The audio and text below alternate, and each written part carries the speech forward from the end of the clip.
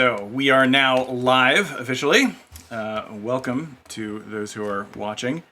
So for our third session now of our Raiders of the Lost Jedi campaign, and we are going to pick up kind of in the process of travel, because as you recall, last time the group left the Bajik system and charted a course for a place that technically Zag and Bobkin have been before, which is the distant world of Batuu. And someone's phone is telling them something. Got it.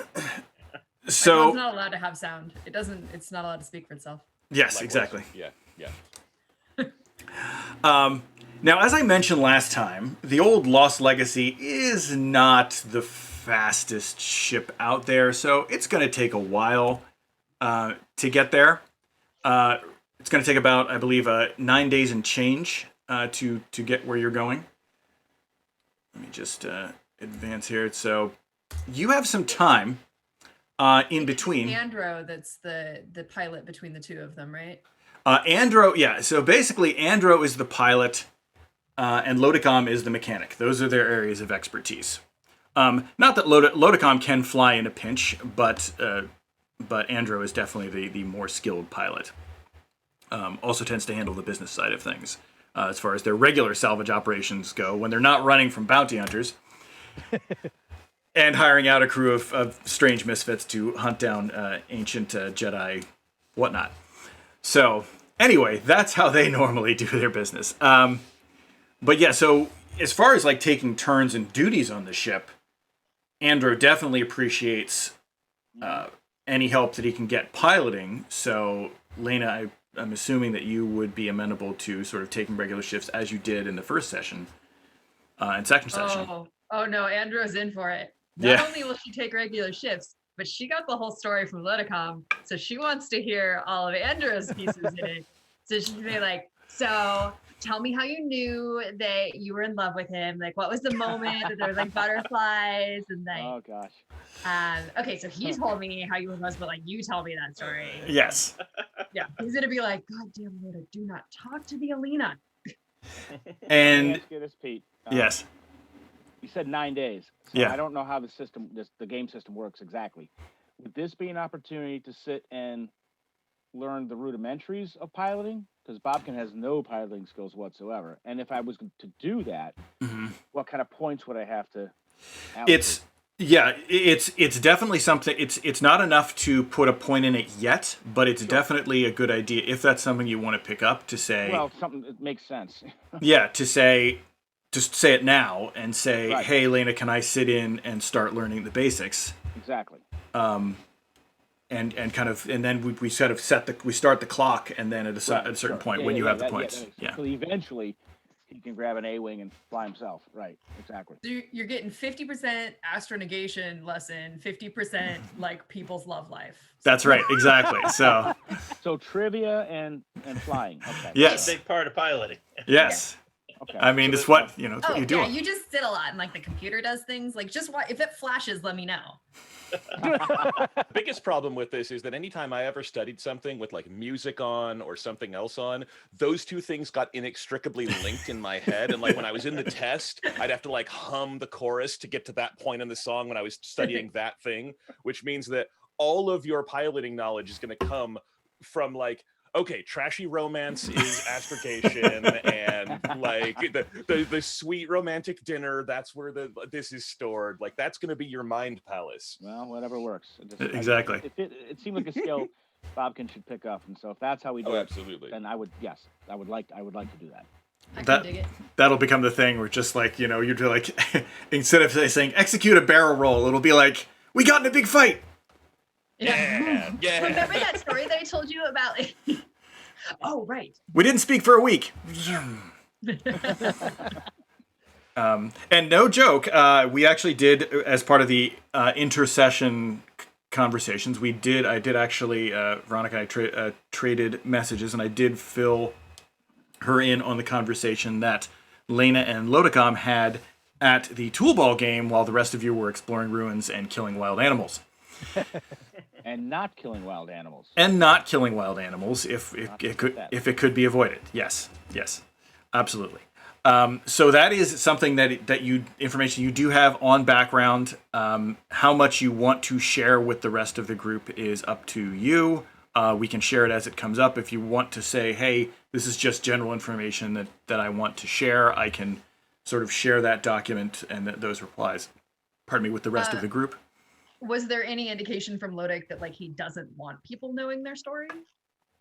No, it wasn't told. I mean, he wouldn't tell you anything in confidence. I don't think, if unless he wouldn't expect you to keep a secret. I don't know about this one. Yeah, I'm not going to tell you anything I expect you to keep secret because. She seems very bribable with fried food and pancakes. Exactly. Your resistance under questioning is questionable. There was legitimately, because I sent him all the questions before he sent me answers, a comment from me that was like, if he has not ordered her fried food to get her to stop talking, then she'll ask these questions. Right. But like fried creature on a stick comes first. Fried creature on a stick always comes first. Everybody knows that. So that's the story on that. So again, if there's like specific details you want to provide at any given time, feel free to shout out. Throughout the 9 days? Yeah, throughout the 9 days. Yeah. So yeah. I think it's important to sit down with Zag and kind of go through the background. Okay. Where Bobkin came from, what he knows, Okay. so Zag stops asking in public, and Yes. share what knowledge he has, and promise to share whatever knowledge he gains as the journeys continue, and eventually, Right. How close is the whole crew? I mean, Bobkin knows Zag, but what about the others? Are we all like brand new? You both had the way it worked is you had both met Tom at one point while you were all stuck basically behind a customs blockade by the Empire, and it's kind of like having a really long layover, and so you kind of got to know each other at least for a day. So you're not going to spill your whole past there. You're not going to spill your whole past, but I mean, obviously you've shared combat with these folks, and you're in the same ship. So there's... we're getting close to that. Yeah, yes. Okay. All right. Yes. All right. I mean, you can share what you feel comfortable with, in terms of with details. Because we've been together. He's like, I'm not sharing anything with him any more than I'm sharing it with you. Yeah. Just here's the bare minimum that he knows about the Force. Yeah. And promises to share more when he gets it. Yeah. Zag is no longer saying things in front of people as long as he is getting his lessons. And as a matter of fact, at this point in time, he's like if he's not hanging out with you, he's either looking at the artifact, meditating in his room, or trying to meditate. I don't think he's ever actually done that, so he's just trying. Well, meditating with the artifact's a pretty darn good idea, in my opinion. Mm-hmm. Oh, I think we should definitely do that. Mm-hmm. I do have something to tell you about that. Okay. So the artifact, the orrery, so somebody in Andro's family was, I think they know he was a Jedi. If they don't know he was a Jedi, they think he was a Jedi. But Andro's family doesn't like that, and because they're like alliances against the Force users, especially the Jedi, because nobody really likes the Jedi. Sorry. From that side, they didn't like the Jedi. But yeah, they like, it's like a black mark in their family that this guy like was potentially a Jedi, and so they took the orrery when shit went down. I can tell you about shit going down, but can you guess that Lodic was a mechanic, Andro was a prince. Like we put that together. So they took it because they thought that the family would destroy it because they're pretty sure it's somehow related to this guy. I'm sorry, I'm trying to find the name as I'm rambling. Lantolin. Yeah. So like that's the dude. So they don't know much about him because they burned the family book that like had stuff in it, and because Andro thought he was cool, but Andro's mom was like, no, fuck this guy. And excuse me, yeah. I mean, she probably didn't say it that way, but the book went in the fire. But she might have, right? Yeah. Well, a thing to do then. So when was this guy, and where was this guy, and So they go to where this guy was, and that might be a thing to investigate. It might be a thing to investigate. So yeah, go ahead. Kind of what they think the orrery might be. So they think that maybe it's where he died. Oh, Died? Yeah. Did I get that right? That's the legend anyway. oh, it's a legend, so it's that old. He lived 1,200 years ago. Okay, all right. Yeah. Still, that's a thing to Oh, it wasn't his mom. Sorry. His mom was the one that was His mom was actually his favorite member of the family. yeah. Yeah, it was his father and other members of the family. Bobkin's interested in pursuing knowledge in that vein. So where this guy was, when this guy was. Now we know. Is there any? Probably not when you're traveling, but are there any? Is he in the Encyclopedia Galactica? You know what I'm saying? Is he in there somewhere? Was this somebody of note? So that's something to pursue. Obviously, probably not while we're traveling. Yeah, I mean, the thing is, the Cronies family goes back literally thousands of years, and they have very detailed genealogies of their own family. It's very important to them. Mm-hmm. But you're not going to get individual family members that, at least that weren't royals, that didn't actually ascend the throne in any kind of general resources that you can have. You need to get some specific stuff.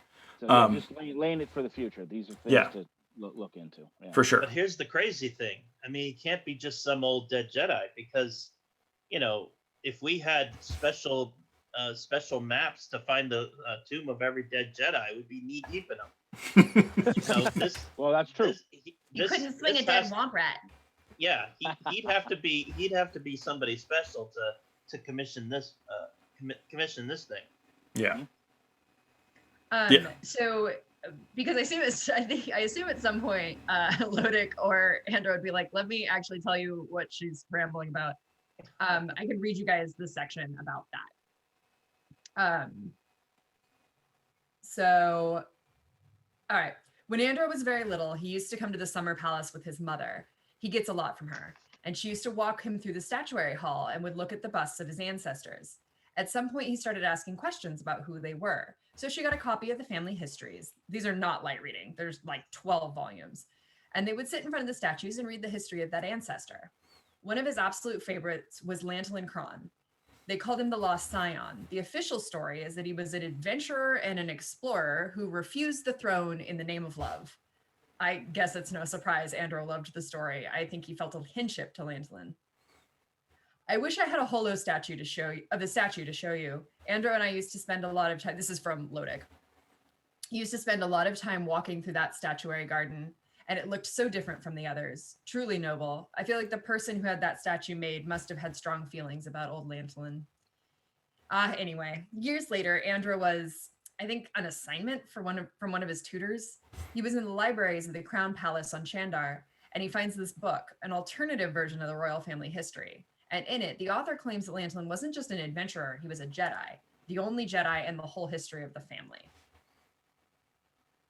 So there you go. So there's your basics on Lantilin Kron. And like I said, we can fill in more detail. Go ahead. Sorry, I guess I should have read more of the next paragraph. To skip forward through that, they do find a reference to the personal effects, and they're in a vault at the Summer Palace. And in that vault was the Ori. Right. Aha. I just realized something. Lodicom is basically Meghan Markle. Yeah, kind of. Yes. That's one way to look at it. Yes, and there's a lot of court intrigue and all that stuff that goes along with that. And that's actually, believe me, that Lodicom gave her the light version. Like he was even like, look, there is tons of cronies, royal family, subterfuge and court intrigue. It's a royal family. It's a royal family, yeah. If it's that big a family, and he just gave her the Cliff Notes version, where can we get the official version to read? In those 12 volumes, I think. Yeah. That would. We have those. No, you do not. You do not have those. So You would. The Cronies family does. They did not escape with the entirety of the encyclopedia. Yeah.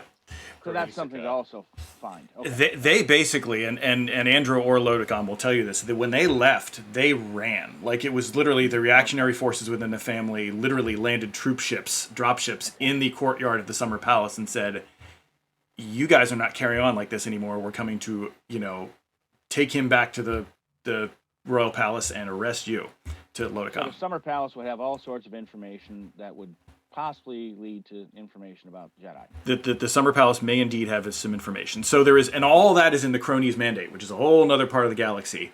Not where you're heading. It's in the quote unquote the opposite direction of where you're heading. But it is something that you could, you definitely could and may perhaps should follow up on later on. Hint, hint, wink, wink. So that's that story. And again, I can make that available online to everyone. And maybe I'll, if there's enough interest, maybe I'll post a quick video of it just so I can have it online as well for It's anybody like else. 4 pages of conversation. Like it's. Yeah, I know. I have to jazz it up And somehow. it was like 3 lines of questions. So there was Yes. like this much prompt and 4 pages. 4 pages answers. question. Yeah. That's what I do, folks. That's what I do. You give me 3 questions, I will write you a novel, or at least a good short story. Having said that, so that's going on. One thing I want to do before we forget, and this is a little bit of bookkeeping, is we need to roll our Destiny dice for this session. So let's do that. That is in RPG Sessions. So we've got to go to the RPG Sessions window, and Force. that is a white die, a force die. Yes. So do what? Ooh. go to the RPG Sessions window, and Is that the character sheet? Because I see white die. yes, there's a white die there. So if you're on the game table, you should have the characters on the. You don't need to select your character for this. Just, or actually, I guess you can, but you just roll a white die. Just roll white. He'll probably already be selected up He's already selected. Yes. on his character. And one white one. One white die. Okay. Ooh. Okay, there we go. And It's it's all dead kinds heat. of equal. All right. Balance. Alrighty. We're bringing balance to the force. Oh, we're the ones. Until Oh, the great. moment one of us touches these. Right. Yeah. Real quick for Bobkin, Yes. Zag would have asked about the voice that was at the ruins at some point, And and he would have told him. okay. Everything you heard. Yeah. All right. He would have told him. So in that case, he, while meditating, is trying to reach out to Lankin, even though he doesn't know what he's doing. But is now his new ultimate goal, to try and get old Jedi to speak to him. And now that he Good has a name, conversation. yeah, Well. Oh, he's trying to reach out to the cronies one. yeah, Oh, Okay. okay. he's not going to succeed, but Yeah. this is Never now know. his new He goal. doesn't. That's not how the Force works. He doesn't know that. Zag doesn't know Lancelot, any I think better. you have a call. What? Richard Nixon, speak to me. Right. I am not a Jedi. So yes. So that's something you can try. Though the other thing I wanted to mention is that the two of you, Zag and Bobkin, said you were going to meditate some more on the And the item. on the orrery. Also, I believe Sorbo, you were not done with your analysis. Did you want to continue your analysis, focusing on anything in particular? Last time, we'll get back to the meditation, but Yeah, I'd kind of looked into it, like, just to get an idea of how it functioned and what that keyhole or access Right. port was for. I think if these two are spending a lot of time doing private things with the orrery, he's going to be much more distracted working on the light ship.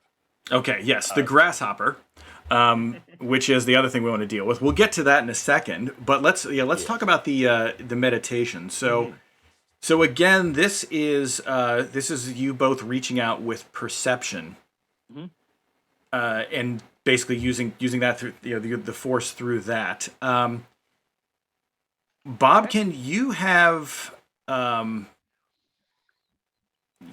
sense, I believe. Yes. So you could attempt to use your sense power as well. I just upgraded sense, actually. Yes.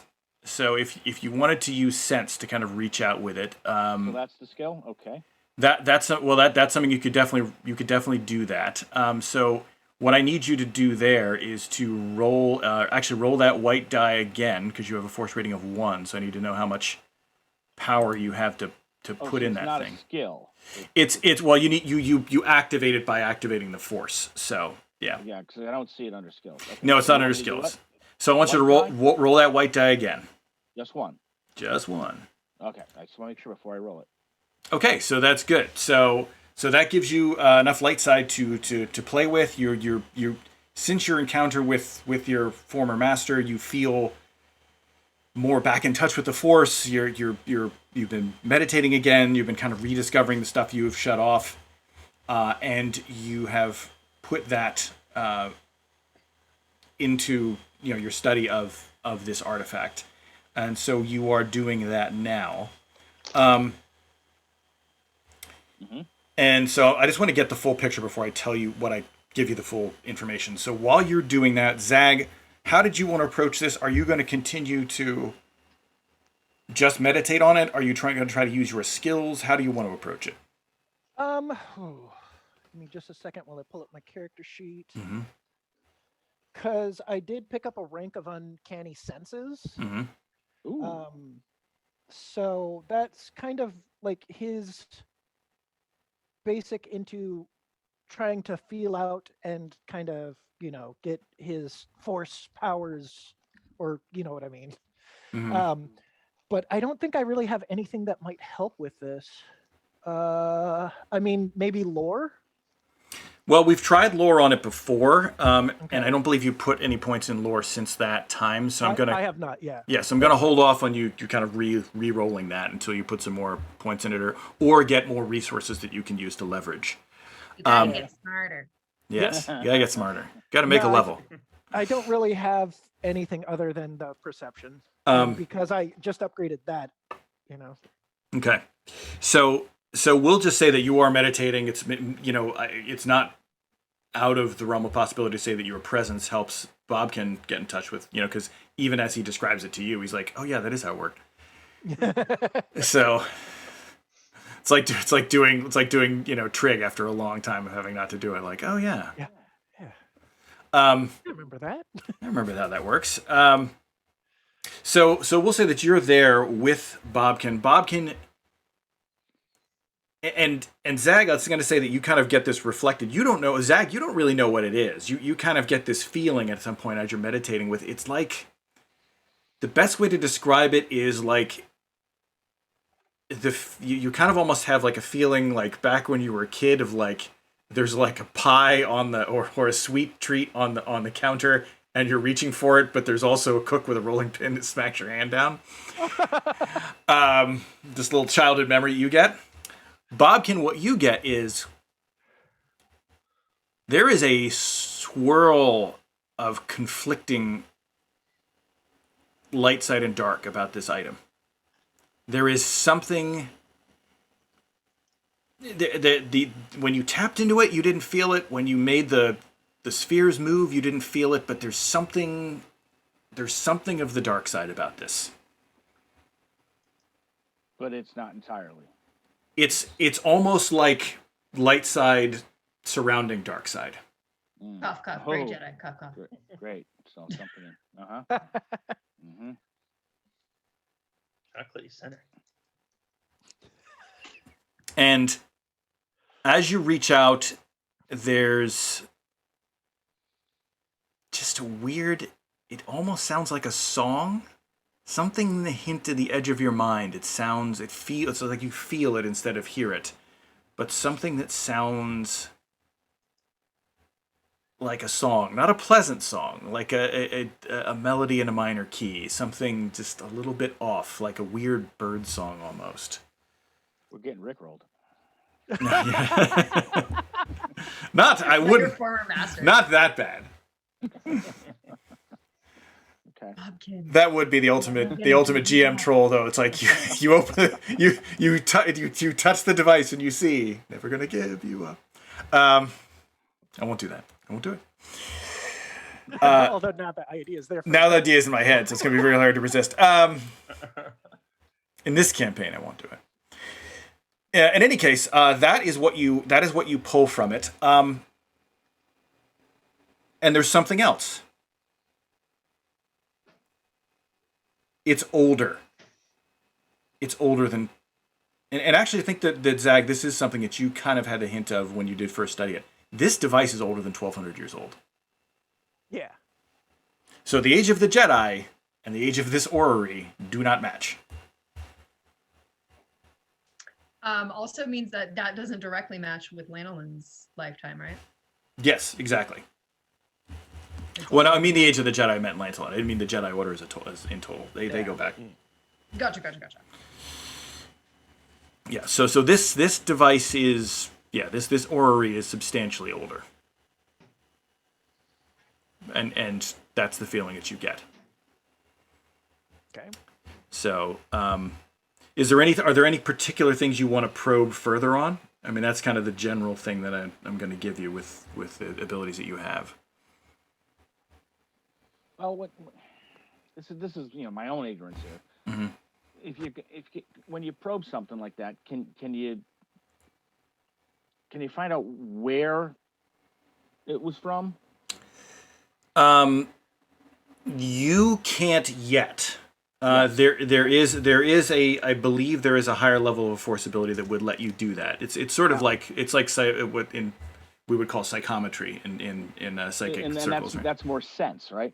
That's more sense. Yes, the sense right. and seek I think is the other one that Well, applies we're there. we're on that road, so okay. On the road, yeah, but you don't quite have that kind of level of detail So not yet. Right. Okay. You just don't have that. Mm-hmm. But yeah, so that's where that's something that you can work toward. Right. So having said all that, Lodicom is, now that he's that you're away from bounty hunters and you have some time to hang out, Lodicom is perfectly happy, Sorbo, to help you get this thing working. I mean, he's been doing this as a pet project for months, but really hasn't had time to really pay attention to it, and he could really use another set of skilled hands and a skilled mechanic to work on it. Yeah, no, he's all in. All right, so you all will cooperate and work on the Grasshopper. And for those who didn't remember, we saw it before. That is the Grasshopper. Is a little, pretty tough little drop ship. As far as he knows, it was made in very limited quantities on a planet called Farana, way out near the edge of the galaxy. Basically, it was hand built. Only a handful of them were created. They were hand built from by small shipwrights in the Farana system, and they got a hold of a wrecked version and have been fixing it up ever since. But the problem is that he tried to install an afterburner in the sublight drive, and then that is just shorting out the hyperdrive every time that they work on it. So that it's got power problems and a couple of engine tweaks that need to be done. So what I would need from you to get this working... It also needs the seat lifted. It also needs the seat lifted so that someone can... The pilot seat needs to be much higher. Right. The seat like they have installed in this one works fine. Exactly, yes. So just one of those. Get one of those installed. Indeed. So what I'm looking for here are two mechanics rolls. okay. The one is hard, so it's 3 purple dice. That's because this is a tricky power problem. I mean, it's not trivial. And again, it's a hand-built vehicle, so it's it was designed. It wasn't necessarily designed to be tinkered with beyond the original specs. The second roll would just be an average mechanics roll, so you can do both of those in any order that you choose. But you will need both of them to get it flying again. So, question for the panel. Yes. Given that this ship seems like it would be very useful for us to have just in terms of mobility and additional options, how do people feel about me putting a light side point onto the hard check? Yeah, go for it. That's fine. Okay. Yeah. So, remind me what I do on this site, Pete, to actually Okay. make that happen. So you select your character and then select in the drop down the green drop down in the center, the skill that you are rolling I got against. all of that. How do I Okay. add a light side point to it? He wants to tap our. Oh, you just put the white put the white die in there. Okay, yeah, that's what I wanted to check. that's fine. Okay, It's more, it adds a success. It's just for my record keeping. Okay. So I know it's there. The first one I'll do is the hard check then. Yeah. Nice. Dang. Oh wait, 2 light sides. So I Yeah. soaked the failure. Oh, thank Yes, goodness. yes. There you go. Okie doke. So you're not quite there yet. It's just kind of Yeah. you've diagnosed it better. I think what this becomes narratively to some extent is not so much he gets in there and fixes the problem as he gets in there and starts in his head and with his hands taking this ship apart and figuring out exactly how this one was made. Because if it's handmade and if they're all effectively custom jobs, he's got to like learn everything about this before he knows how to properly fix it. Right. Yeah. Yeah. Yeah. So it's and as a narrative thing, the maintenance of this is going to be kind of tricky. It's not like something you can just take into any old mechanic and do. You like you said, you got to learn it. You take it into the average mechanic, and His ship. they're probably going to screw it up. Lodicom was like, I put some work into this too. Yeah, but it's going to be his baby. Like, Yes. yes. Doesn't care whose name's on the paperwork. That's not the important part. Right. So the second item is just an average roll. If you want to try to just eliminate that, Yeah, average is 2. average is 2 purple All dice. right. I'm not spending a light set point on this one. That's fine. Yeah. That's much better. Nice. Okay, there you go. So 3 successes. Triumphs. So 3 successes, 1 threat. One threat. So the let me see here. Well, I'll leave it up to you. What do you think a threat would represent here? This is basically all the surrounding stuff that needs to be done on the ship, including the seed. So, what represents a threat in this case? I mean, I have an idea. If you Oh, go for it. Yeah. So handmade means unique, means trackable. Okay. That's true. That's true. So let's just say, let's say that it has a very unique drive signature. It's very distinct. Okay. It's very distinct. So basically, anybody who sees this thing is gonna and it gets its data is gonna be like, oh, that's that ship. So it's not like an immediate problem because they would have to relate the grasshopper to one of us, to potentially whoever they're looking for, blah, blah, blah, blah, blah, blah, blah, before that was a problem. Mm-hmm. But it does mean like disappearing once they know who it is right. harder. It's defined a characteristic of the ship that makes sense with the hand-built factor, is that it is a unique ship and it will be possible to be identified. So that makes sense. So that's all good. So we're gonna say that the again, the way I want to work this is you don't necessarily have to raise your skill before you can try again, but you do need to change the narrative in some way. So in other words, you would need to find a source of parts or someone else to take a look at it and loop in on it. Obviously, Lodicom doesn't count because he's been working on it. Oh, sure. But yeah, so we'll need to put it on hold until we can find a way to change the odds, basically. Remind me what triumphs are versus successes. A triumph is basically there's a number of things, and if you any of the core books will show you what you can do with triumphs. They allow you to activate qualities of a weapon. They allow you to do to activate critical hits if it's in combat. They allow you to introduce small facts into reality, basically to say, like, I'm shooting the door lock. What door lock? That door lock. The one that I just said is over there. That kind of thing. So irritatingly, one of the other books has like an engineering specific, here's how you spend successes, triumphs, failures, whatnot. Right. And one of the ways you spend triumphs is you add buff dice to your next mechanics check on the same thing in the same scene.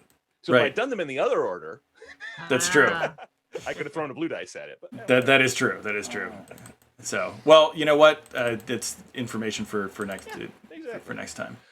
And also on an out of character thing, like the next specialization that he is throwing points at already is the make checks to make ships better, easier specialization under mechanics. So the next time he comes back to this, hopefully I'll have a little more experience under his belt. And it'll be not just him flying blind, no pun intended. Right, indeed. So that's your work on the Grasshopper. Is there anything anybody else wants to do while we're in flight? Like I said, it's a long trip. Tom, I didn't technically roll your obligation, well, because I didn't roll obligations this time.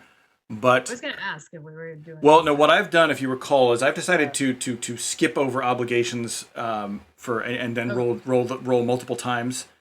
That gives me a little bit more flexibility and doesn't narratively it doesn't require me to derail the plot whenever something comes up.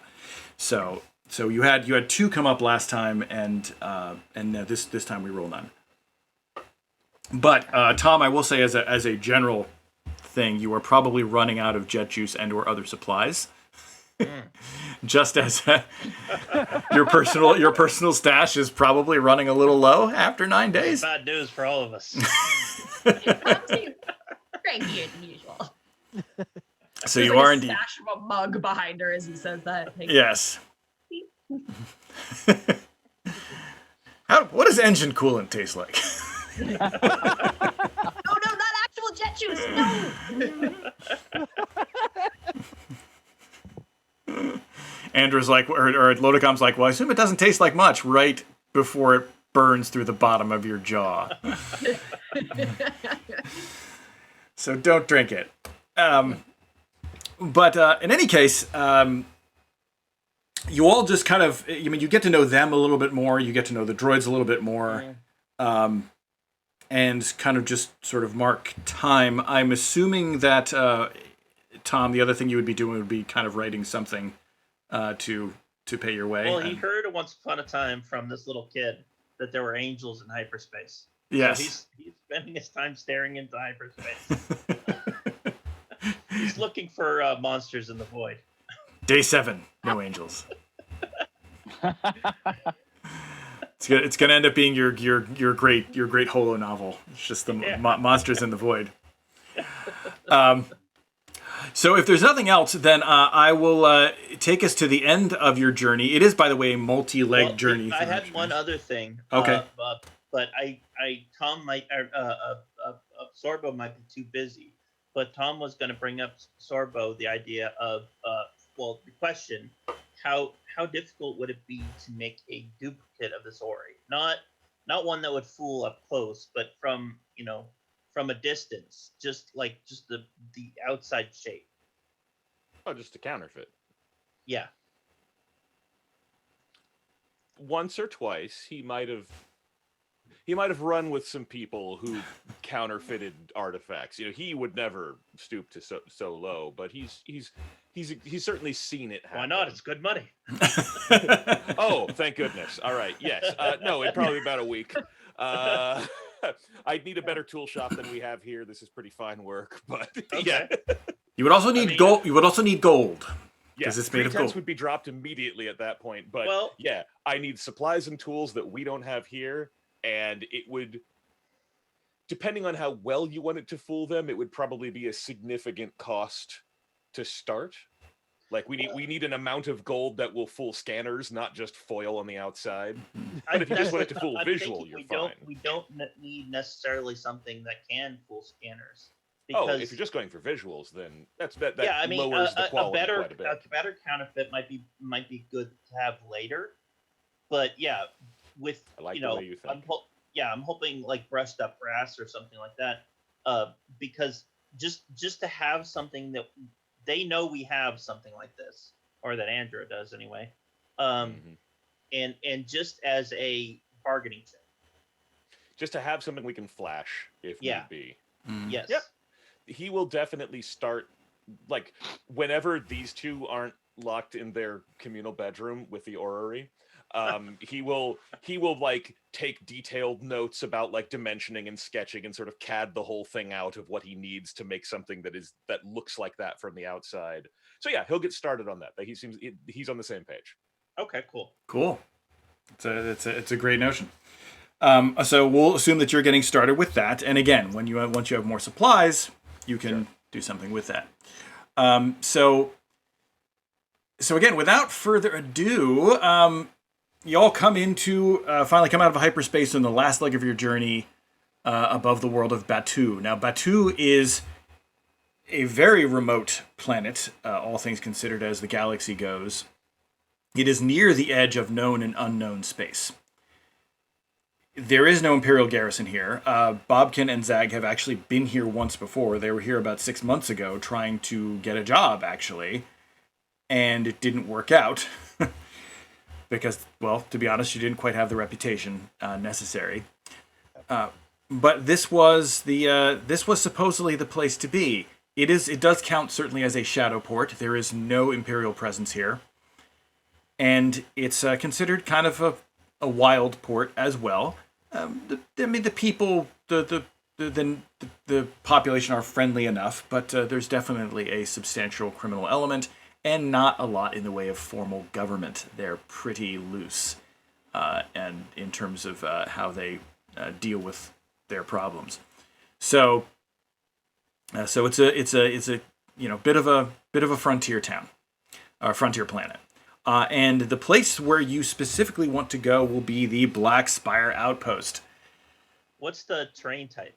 The terrain Jungle is planet or... it is generally a temperate world. It has some significant ice caps. It gets the southern hemisphere has significant glaciation, so it's a little bit icier, not as nice. It has more than one.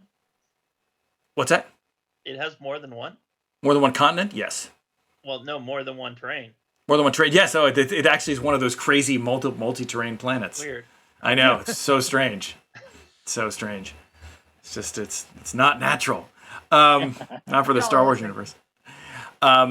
Where you are headed, and there's I can just show you here. We can go right to Black Spire Outpost. Is surrounded by what look at first like they're just pure volcanic spires, but they're actually the remains of petrified trees. They were petrified millions and millions of years ago, and since then, indeed, they were very large trees. It has been suggested by some scholars, Zag will know this because he, of course, read the guidebook last time he was here, that it has been suggested that the trees were at one point the size of the trees on Kashyyyk, which are sort of the galaxy's standard for massive, huge, ridiculously substantial trees. But they have long since died out. The planet was virtually wiped clean of life in a horrible volcanic apocalypse, if you will, a widespread volcanic eruption, caldera eruption, and then that's since then all eroded away, and life has returned. And whatever life forms lived here are, not the original biome, effectively, or very little of it remains. Black Spire is actually named for a particular very large tree, fossilized tree, which is black in color, which sits near the center of the settlement. It's the color is noted because it's a distinctive color from the ones around it. There's a fairly significant spaceport, at least for a frontier world like this. They're mostly in recessed cylindrical docking bays that kind of are dug out of the terrain as you move on into the wilderness. It's reasonably warm here. It's sort of warm temperate. There's a river, a very substantial river valley that lies to the south, the Surabat River. The town, I believe, is something like 18,000 people. In fact, I do believe I have a map here for you, so you can see generally what it looks like. And for those of you who know Galaxy's Edge, remember that this is Batuu 40-some years before it is set in that particular venue. So Still a cantina. there's still a cantina. There is still a cantina. Wait, where'd Tom go? Yeah, exactly. There's a cantina here. There's a cantina, and then they don't see Tom for the whole session. Yes, exactly. So you bring the Lost Legacy in for a landing at one of the outlying larger docking bays. It again is a larger ship, so it's a little tricky to land. It takes you have to take a little bit of a tram ride to get to the outpost, and the question is, do you want it's probably a good idea for at least Lodicom to stay near the ship to handle just sort of ground procedures, refueling, all of that stuff. Do you want Andro to come with you? Do you want to say, hey, we'll handle it? How do you want to play this? Does Andro want to come with us? Well, he doesn't object to the idea except for one particular thing. There is a bounty, and the bounty is on me. So I am admittedly a little concerned with showing my face in towns that I don't know that well, and I don't know this town that well. Fair. Does deception work like it does in a lot of other D20s where you can make a deception roll for like disguising yourself? Skullduggery. Yeah, that's skullduggery. That's a different I'm skill. not skullduggerist. Yes. Well, and also Actually, I'm quite cunning, but the Aqualish that was after him had a genetic sensor thing. Yes. Like oh yeah, can't help with that. Yeah. Yeah.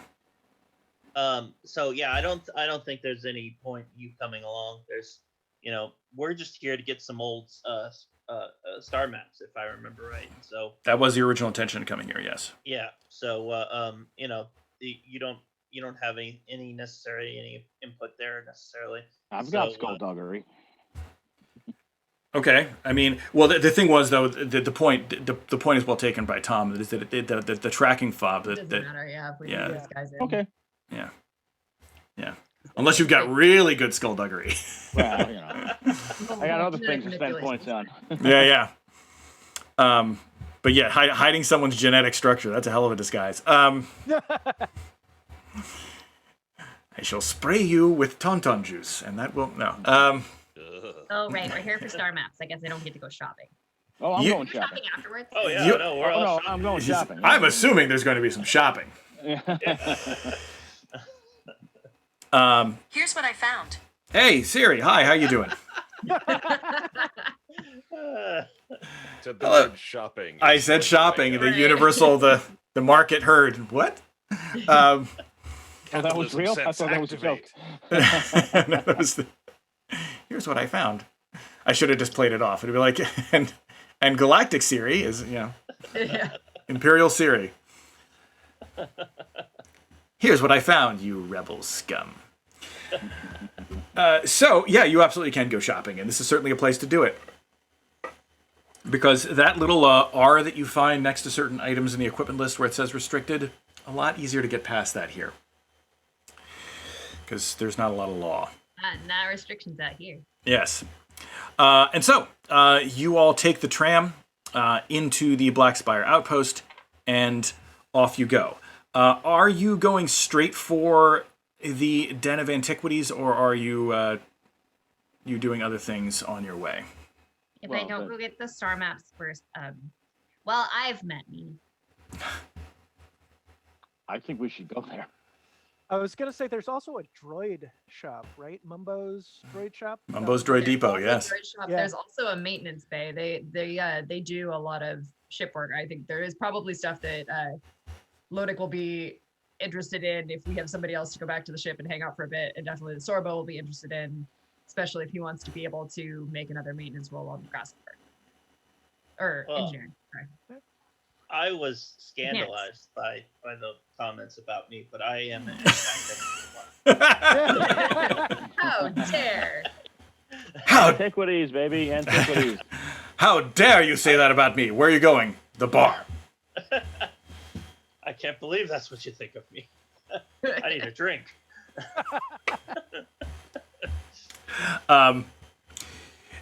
So indeed, is Tom? Are you going to go straight to the cantina, or are you going to the Den of Antiquities? How long have I been dry? Probably a couple of days. Probably Yeah, at least I'm 3 going to days. the bar, then. Yeah. More than one? The bar it is. Yeah. Yes. Days, you say? So yes. So you're off to the cantina. Okay. So you're headed in that general direction. The rest of you are going to go straight to the Den of Antiquities. Is that the plan? Well, I am, yeah. Mm-hmm. Lena think is, so. yeah, seriously, if she doesn't go there first, she will get distracted. Okay. Fair enough. So you leave the tram and you're walking along, and Elena, you this kid who's about your height, this human child, like he starts walking around next to you, and he's like walking, he's like in a very purposeful way, and he's smiling and he's looking at you. Like, hi, what's your name? I'm Lena. Who are you? I'm Clem. Nice to meet you. Are you a? And he looks up at Sorbo, sees Sorbo, and he looks over at Bobkin's eyes, like, are you bounty hunters? Oh, no. He looks a little disappointed. What do we count as? Are you pirates? No. Ooh, we could be pirates. We might be pirates. Have you been in many battles? I don't like to be in the battles. Usually I try to stay in the ship, and if they get too close to the ship, then I shoot them. But Been in a few. then usually with the ship. I bet you he's been in a battle. He points at Sorbo. You have a big He gun. nods. I've been in a few. Oh yeah? Have you ever? What's the toughest animal you ever killed? Well, if you're going to be a good bounty hunter, the trick is to bring him in alive. Oh really? It must be different than the bounty hunters around here. The pay's a little better, and money's always important. Can your gun shoot through a wall? It depends on the wall. That over there, those? Yeah, absolutely. I could take out anyone in that bar if we wanted to. What about that rock? Is he pointing at one of the trees? He's pointing at one of the trees. Yeah. I'd have to do a little work on it first. And he's like smiling as he says it, like he's just considering what he'd have to do to get it to shoot through. He's just nodding vigorously. Yeah. Here, I tell you what. He pulls the power pack out of his gun and like makes sure the safety is on, and then like holds it out for the. You want to take a look? Sure. Yeah, he'll crouch down, and for the next 2 minutes, he'll go over the parts of the gun with this little kid, and explain what they all do and like how you hold it. He's not gonna take both hands off the gun. Little kid street rat does not get to steal the gun.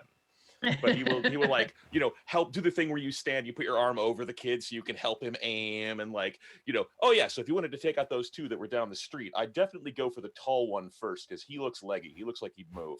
Okay. Short guy, he's probably going to panic and hide behind something. You can leave him for second. So Okay. yeah, we're going to give him like baby's first bounty hunter lesson. Okay. Zag is watching for other children. Okay. Sergeant Sorbo. And yes, there's okay. a certain level of, keep the grip on the gun because the gun is important. But yeah, it's always good to encourage the next generation. Like, you've got to teach kids, otherwise they're going to grow up delinquents. Sure. He doesn't stop asking questions while you're doing this, of course. It's just like, Oh, sure. so do you know anybody here? How about a perception roll? Well, I know you. Sure, you can get a perception roll. Go for it. Bobkin's super Difficulty of 2. sus. Is that for anybody? That is for anybody who is not Sorbo, since his attention is Okay. occupied.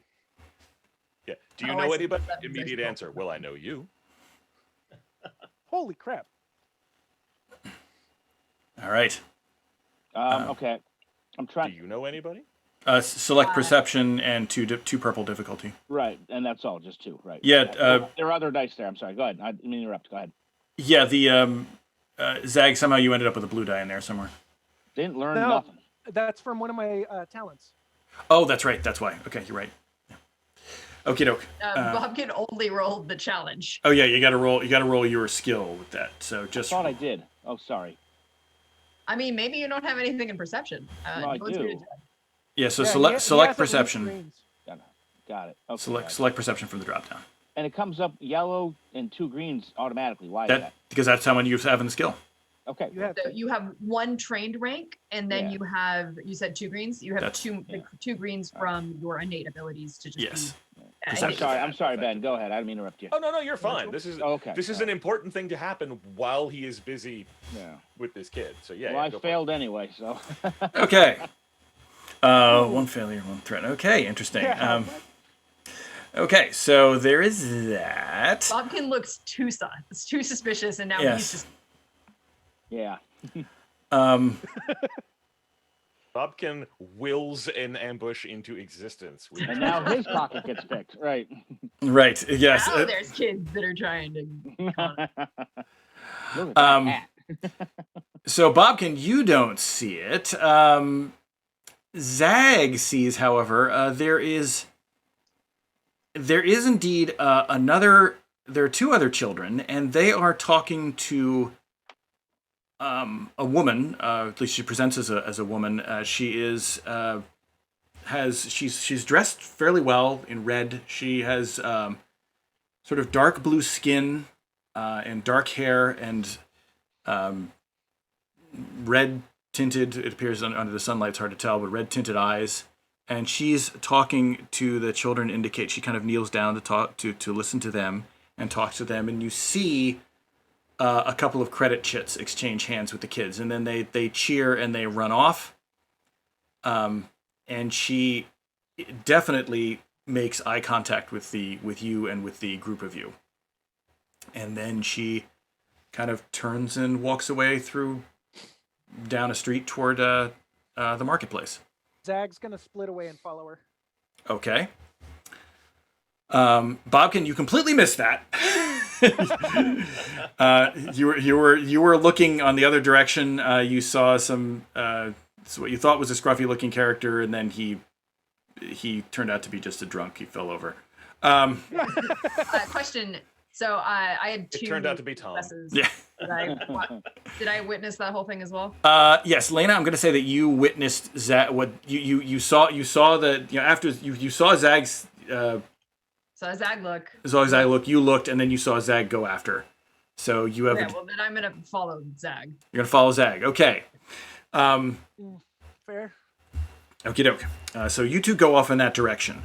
The kid. Zag's faster, so I might try to climb Zag. Hey. Zag's stealthier, which is the bigger concern, but yes, he's faster. The kid he just keeps like, so what are you doing in Blackspire? Oh, I mean, apart from being here to meet you, well, you came here to meet me. you seemed interesting. But after that, I was hoping I could get somebody who was local to show me the lay of the land. I can do that. Can you? Yes. Here, I might.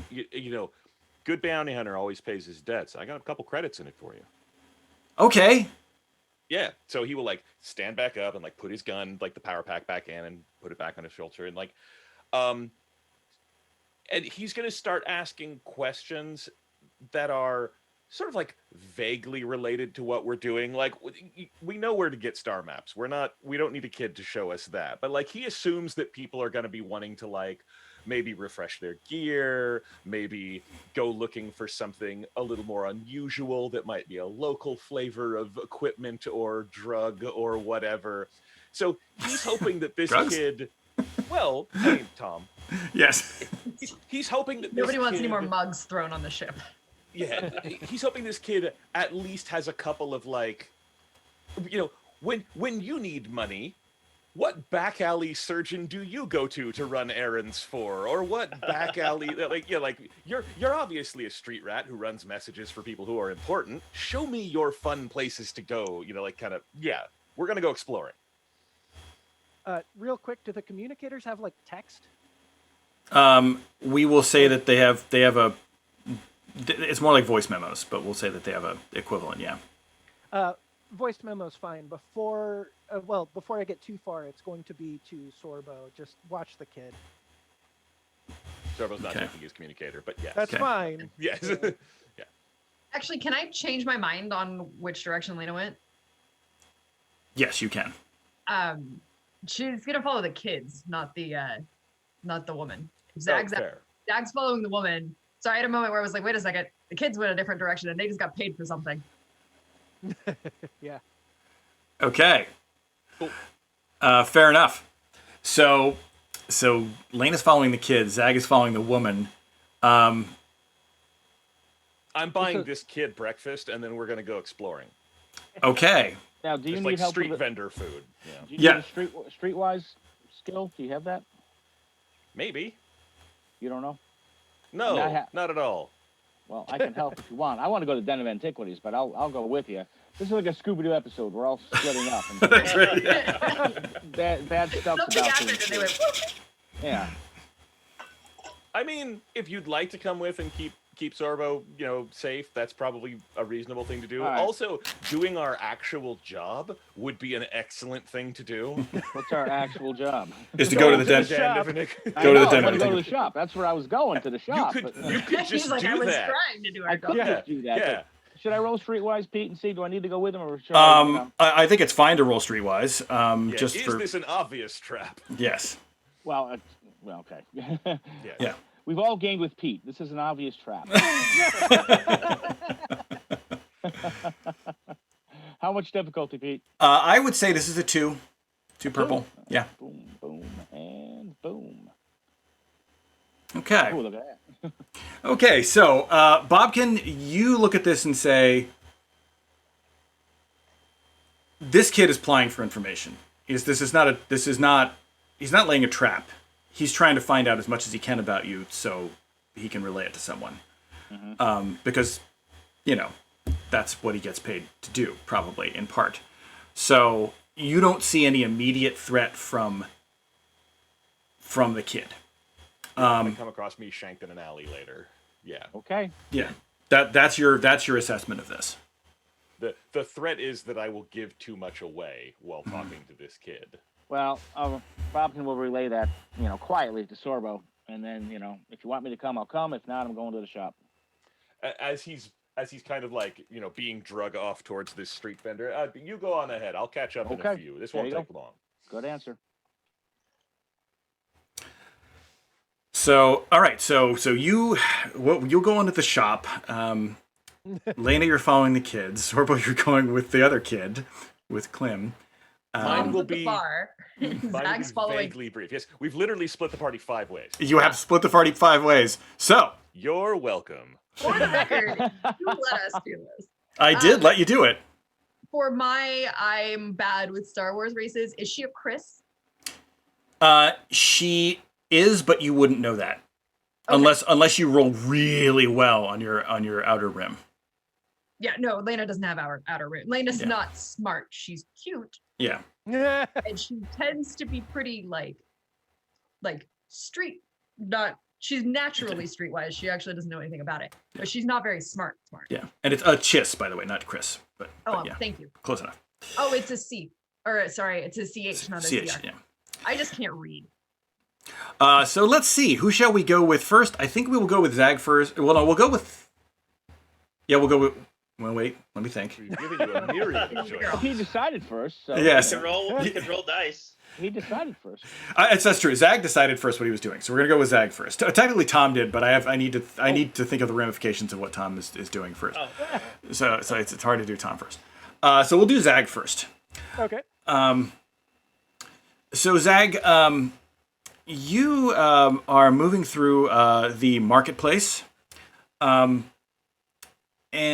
are you trying to be As stealthy as possible? Okay. So we will need you to roll some kind of stealth to stay out of sight and or shadowing this person. Yeah, it's shadowing more than it's making sure she doesn't pay attention. What's the difficulty? The difficulty is I'm going to say the difficulty is 3. Yeah, that's kind of what I assumed. Nice.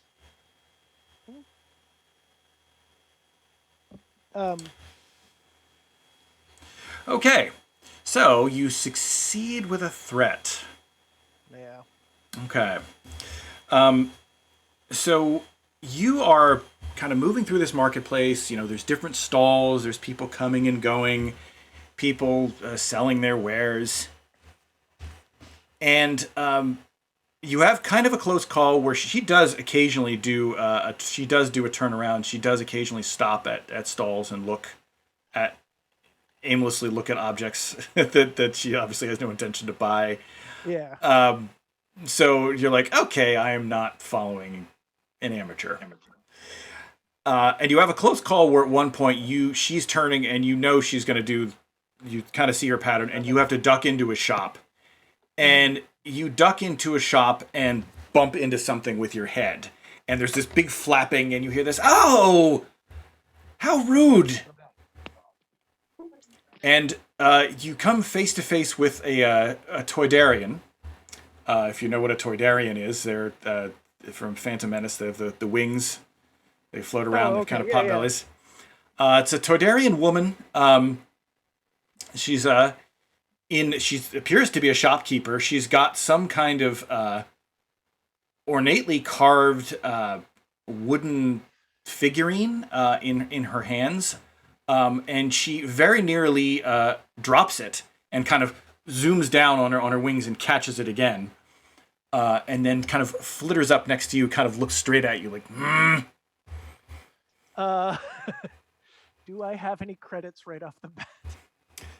I believe you have credits. If I don't know exactly how much, but I believe that's recorded in your character sheet. Yeah, your character sheet should have your credits. Yeah, I don't have any credits. You have no credits. I spent everything. And You it's spent- one of those like, I'm super sorry. I'm super sorry.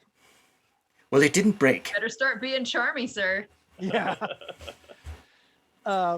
Your mother never told you to watch where you are going, and she's kind of flittering up and like poking you in your snout. Not hard, but just like poke, poke, poke, poke. Yeah. He'll take a quick glance to see if he can just spot the woman and kind of be like, "Look, I'll be back with a couple credits for you. Just shh." Young man, if you're intending something illegal, take it out of my shop. Okay. Stitches out. Okay. Bye. This is not fun. Yeah, I'll call you. It appears, by the way, to have been a toy shop, as far as you can tell. Hold on. I'll call you right back. Bye. Sorry about that. The world interrupts. Real life. So you duck out of her toy shop. By the time you get out of there, the woman has continued down the way. You'll have to roll another stealth roll to reestablish your pursuit, your stealthy pursuit. And again, it's 3 difficulty. Mm-hmm. Same difficulty. Stealth. Ah. Okay. Ooh. Okay, so we're going to say that... Can I yeah, go ahead. say right away that it's more along the lines of I spot her, but just run into somebody else, and it is not as graceful as the last one. That sounds absolutely fine to me. So for the second time, you know, she's doing her routine, and you're trying to avoid her, and you try to get around a very large hook, and the hook is like, "Hey, I'm walking here." Again, he's gonna He's step a like stereotypical New Yorker. Yes. he's so gonna rude, though. step behind him, in between him and the lady, and be like, "Oh, this is not going well." You know, just in his mind, it's just like, "I'm terribly sorry, sir." You should be. Kind of shoves you a little bit. I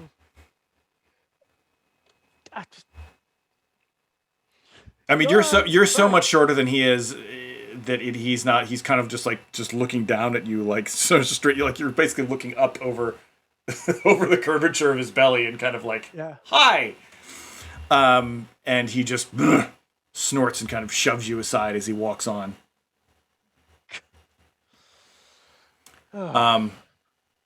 So yeah. So basically, yeah, it appears that she didn't see you behind him, but she's pretty far away and turning a corner now. Are you gonna? Jeez. Yeah. Yeah, I'm going to pursue.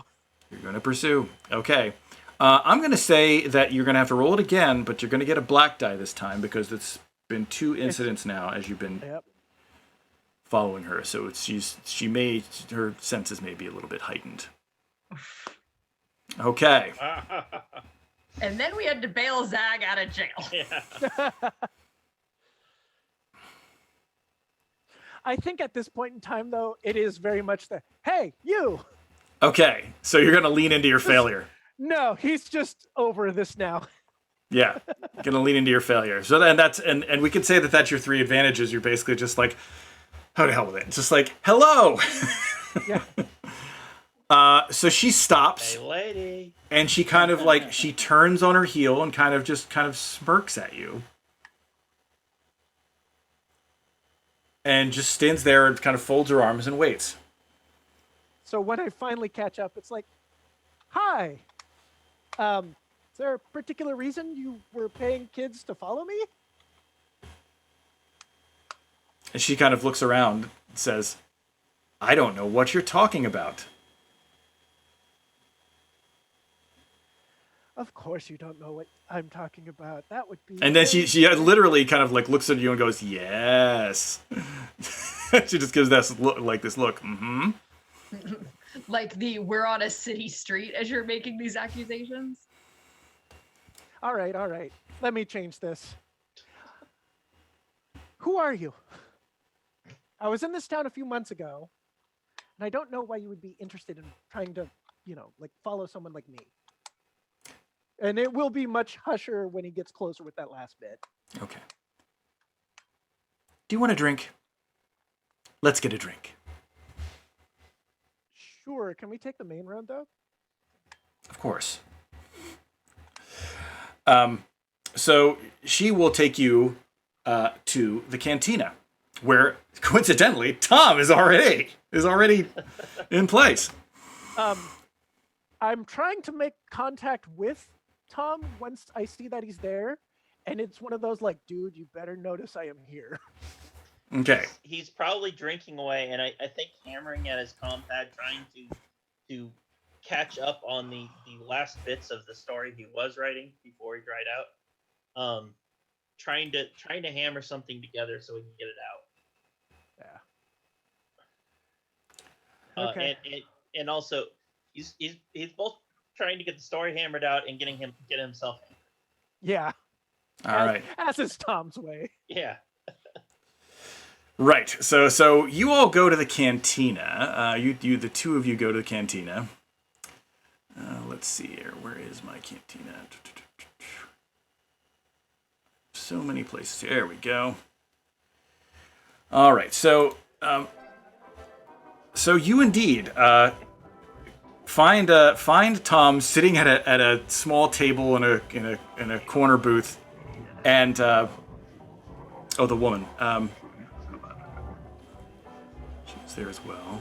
There she is. Whoops, sorry, that's not what I wanted to do. There we go. So she is there as well. And so when you go in and you're like trying to look for him, she's like, "Do you have friends here?" Oh no. It's if Zag had noticed Tom. Okay. It's staring directly at Tom. He's too preoccupied. Okay. All right, never mind. Okay. No. It is very much not obvious once he notices Tom. It's just hoping that Tom notices him. Okay. I'm actually going to need you to do a deception on that one because you want her to not notice that you are doing something. That's fair. Spoilers, she seems pretty perceptive. Yeah, but 2 dice or 3 or more? I'm going to say 3 dice. Okay. In fact, yes, it's definitely 3 dice. Well, he's a natural liar, but she's Yes. naturally perceptive. Mm-hmm. So she's like, are you... So should I go back to my original? It's like, are you looking for someone? No. I know someone. Kind of hoping he doesn't notice me. I'll roll deception again. What are you rolling deception for the I second was time? hoping he wouldn't notice me. No, I know no. I'm lying. I noticed he wouldn't notice me. I'm Oh, rolling deception because that's a lie. Okay, got it. Yeah. Got it. Stupid thing. Hold on, sorry.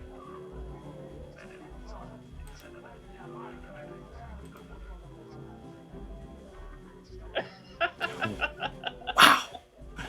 This is not your day, Zag. It's not your day. Nope. She's like, okay. He seems to have, like, it's like, why don't we just go, if he's here, why don't we just look for him and join him? I would love to meet him too. Fine. We'll go up to the bar. Okay. He actually has a... All of the people that you could spring an incredibly perceptive, random sort of spy-style person on and hope it goes well, Tom is probably your best bet. To be honest, I was hoping my stealth was going to be much better than it has been. The skills can fail you, man. The skills can fail Yep. you. So Tom, you see Zag and this woman, this blue woman, walk up to your little side booth. There's already Zag. You notice there's already about 4 empty glasses of various shapes on the table. I'm surprised there's not more at this point. And yeah, and then the waiter droid is like, "Next one, sir." Yes. I didn't do my droid voice. You all come to the table. Soon, lady, soon. Zag, lady. Dranowin. Dranowin. Dranowin's my name. You were quick, Zag. We haven't. To be fair, I didn't come here looking for you, but now that you have a booth and I have a couple questions to ask this nice lady, you might as well be included. He Real charmer.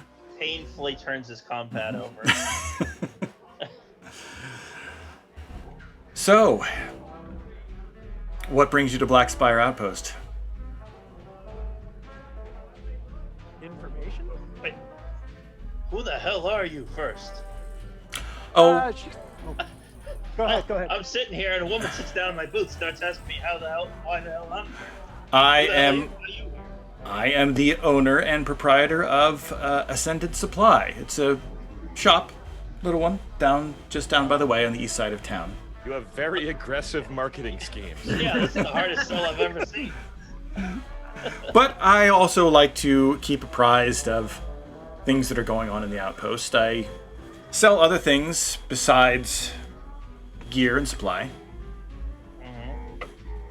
Information, for instance, which is why I was particularly interested in your arrival, particularly you, Zag. I mean, I know your people, let's say that you are brokers of information, or known to be so. Yes, we are indeed. That makes a little bit more sense now. I mean, I didn't mean to offend you by having the kids follow you, but then again, you followed me in turn, so... It's not an offense, it was more just reconnaissance. If somebody is following me, it's typically a good idea to try and figure out why. But Yes, Now that we're here, I understand a lot more why. Of course. So, how about a trade? Information for information. Tell me something that I might find interesting, and I can tell you something about Black Spire, which I'm sure you'll find interesting.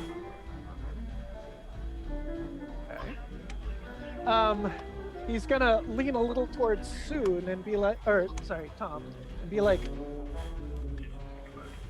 how should I Help. trust her? Help. Yeah, help. Line.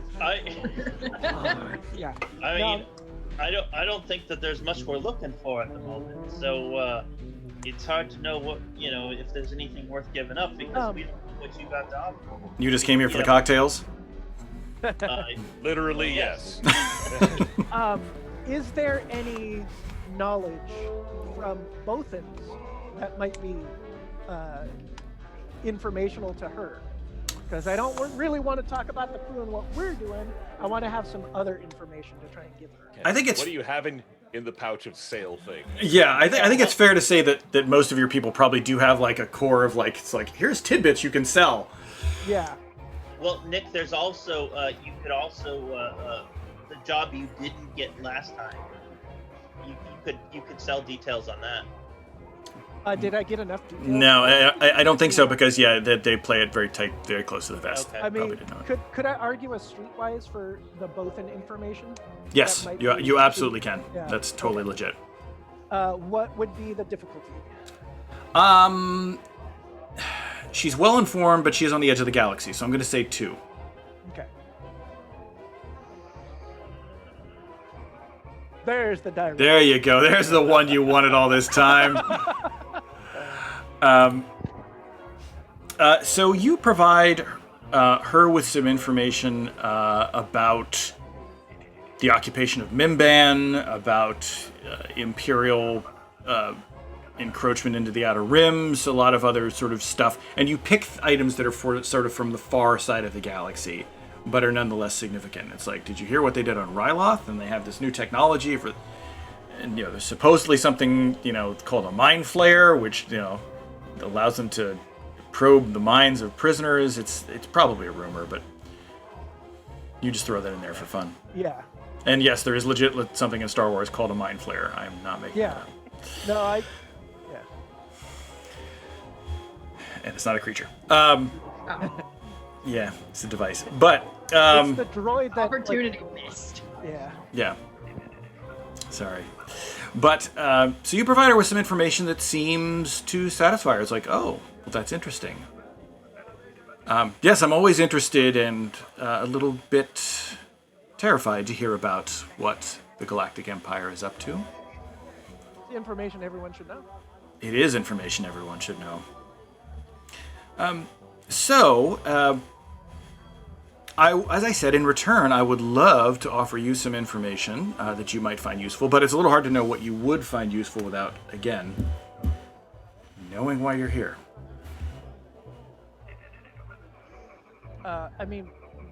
Sorry, where were we heading ultimately again? The Den of Antiquities. Antiquities. Don't We tell want her old that. stone maps. Someone's already there. Yeah. yeah. You might not want to tell her that, but if you don't, you've got to tell her something else and hope that you lie better. No, at this point in time, I'm done trying to lie to her. Yeah, we're interested in star maps.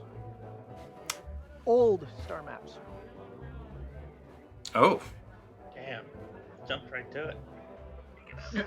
so you'll Tom just shoots his drink. Yeah. Also, you'll probably want to speak to Dok Ondar then, if he'll speak to you. is that the guy at the? Sorry, this is out of character, real quick. Is that the guy is- that owns the antiquities? That is the guy. I have to warn you, he's very particular about the people he does business with. How so? Great. Well, he demands us. Well, he's not that different from me, really. He demands. He's more interested in information than money, and he demands a certain level of experience before he works with someone. Uh-oh, I should have gone with. What's your relationship with him like? You competitors? Or are you partners? Not really. We don't deal in the same circles. I mean, I find his old moldy things as fascinating as the next person, but I'm more interested in contemporary events, to be honest with you.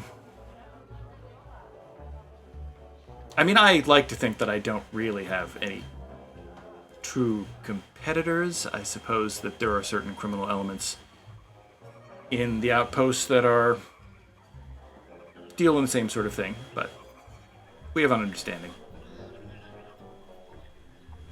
Okay. So,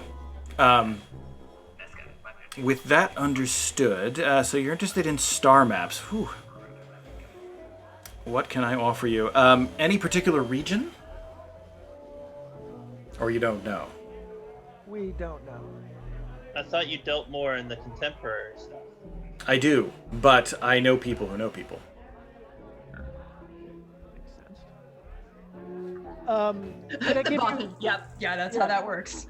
Can I give you an era? That probably won't help me. Well, Sorry, like I said, I'm not really. I thought you knew people who knew people. I do, but well, let me see. Let me do a little roll here. Oh, just a second. While she's doing, a moment of like pondering who it is, he is going to send to Bobkin the same information he just gave her, and tell him that it might be useful for who he's going to deal with. Okay. Okay. There is someone. A man I had the whose company I had the pleasure to share on a Starliner actually some time ago. He's interested in old maps. I think he's more of a consumer at this point rather than a dealer, but he did have some fascinating holos to show me the last time when we traveled together, when I saw him. I can give you his identifying information, and perhaps he can help you. I honestly don't know where he is right now, but the contact may be worth something to you. Okay, that seems fair. All right. His name is Lore Santeca. And she gives you his holonet code so you can contact him. Pleasure doing business with you. What was the name of your business again? Oh, Ascendant Supply. Okay. Please. What do you deal in? Well, this is the frontier, so I deal in any number of things that prospectors, miners, explorers, surveyors need. Remember those items with an R next to them?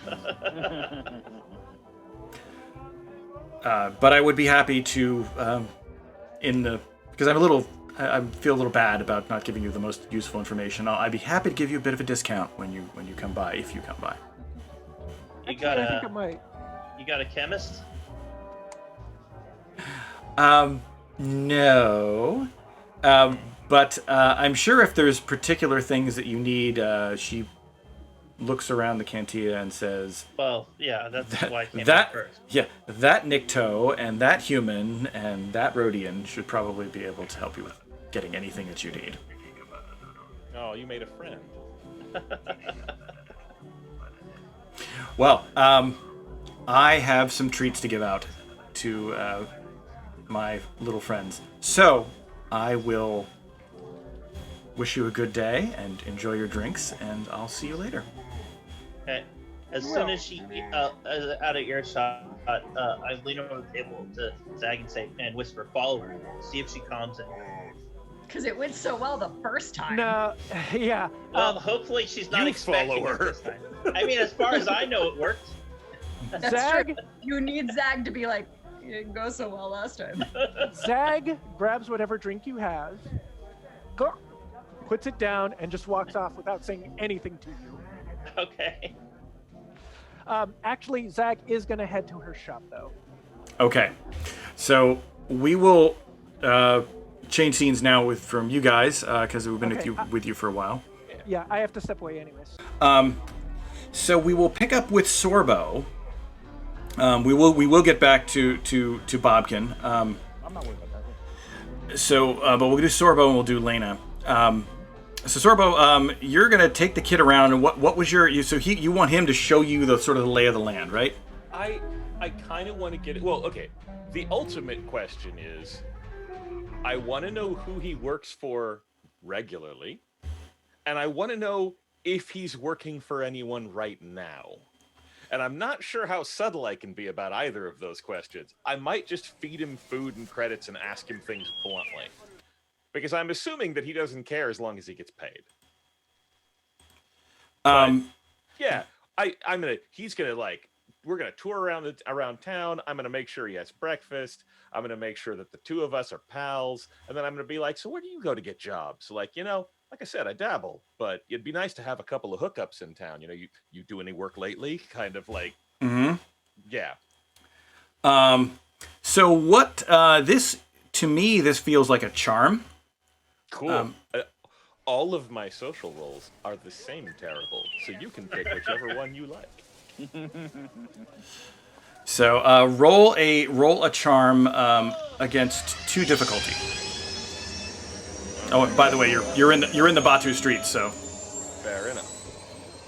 Charm against 2 difficulty. Okay.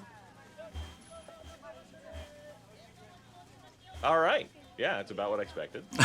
Okay. So charming. I actually have ranks in charm. Well, rank in charm. That counts, but not enough. When you kind of make your pitch, he kind of stops.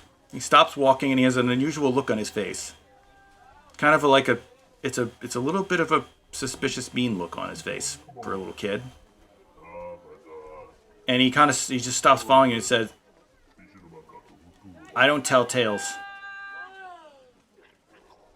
we were friends. You're new. Fair. Fair.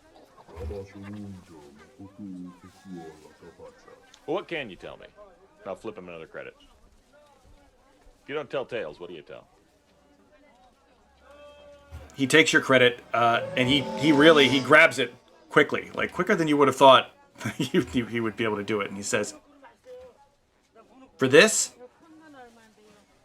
don't mess with Nashta Nifton. Bye-bye."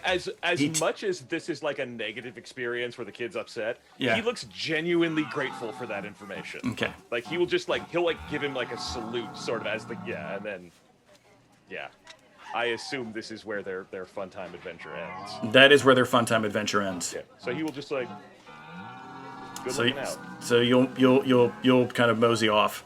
Now he's kind of like, okay, where's the Yeah. So like, where am I now? Yeah. So you've kind of been walking along, and you're like, wait, where am I now?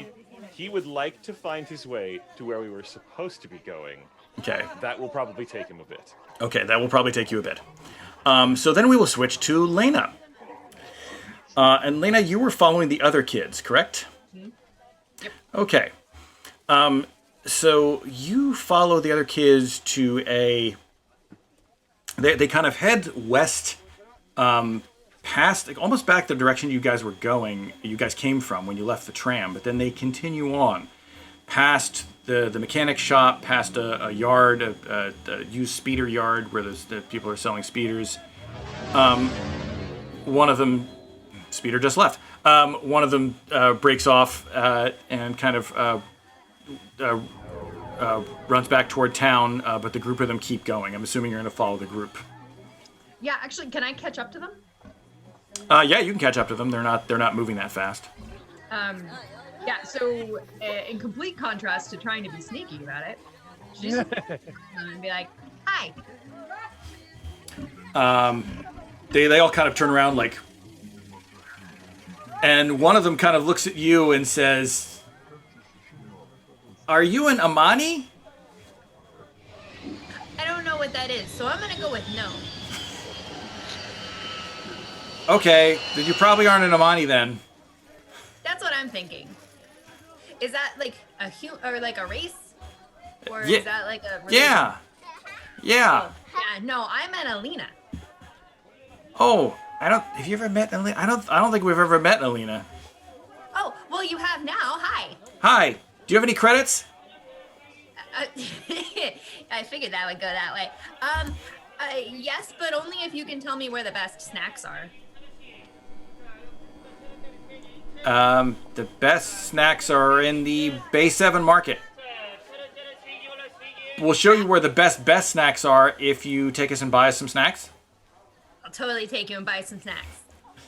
All right, good. Let's go. Can't fail a stealth roll if you don't make it. Make a stealth roll. That's right. I am also going to need you to roll a charm. I do not. Oh, I do have a rank in charm. There you are. Yeah. Yeah. Difficulty? I'm going to say it's just one. This is easy. 2 advantages. 2 advantages. Okay, so you haven't charmed them per se, but they definitely you get the feeling that they're at least reasonably well disposed to you. They don't dislike you for This sure. strange creature is good for snacks. This strange creature is good for snacks. Like It's his snack. We are nice to him. one of them who's actually taller than you keeps saying, "I'm taller than you. I'm taller than you."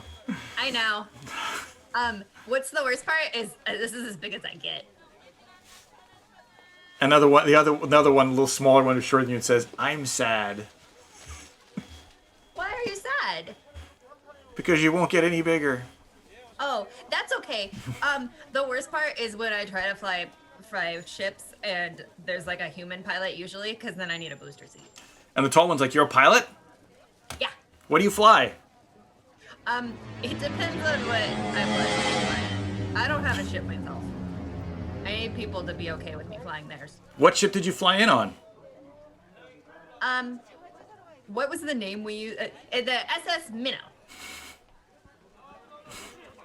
We're sticking with that, huh? Yeah, we're there. That's us now.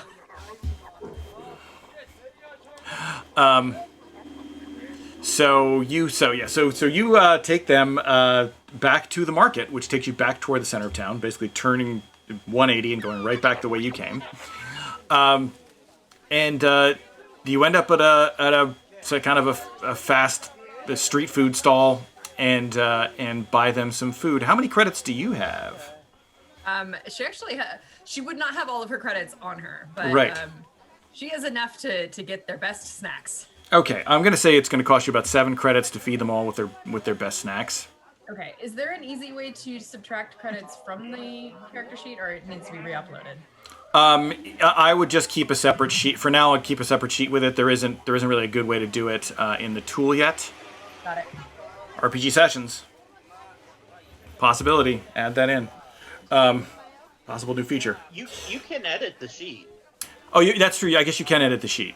Yeah. Oh, yeah, Yeah. there's this great just edit, isn't there? I Yeah, don't yeah. have Just do it there. So yeah, if you want to do that, just subtract 7 credits. See? Hey, there we go. Where are the credits? Under the skill, under weapons, actually. Weapons. Not like it's a weapon, but like below it. In the character Somehow. sheet, not yeah. So you take them there, and you're getting them snacks. Perception, please, with 2 difficulty.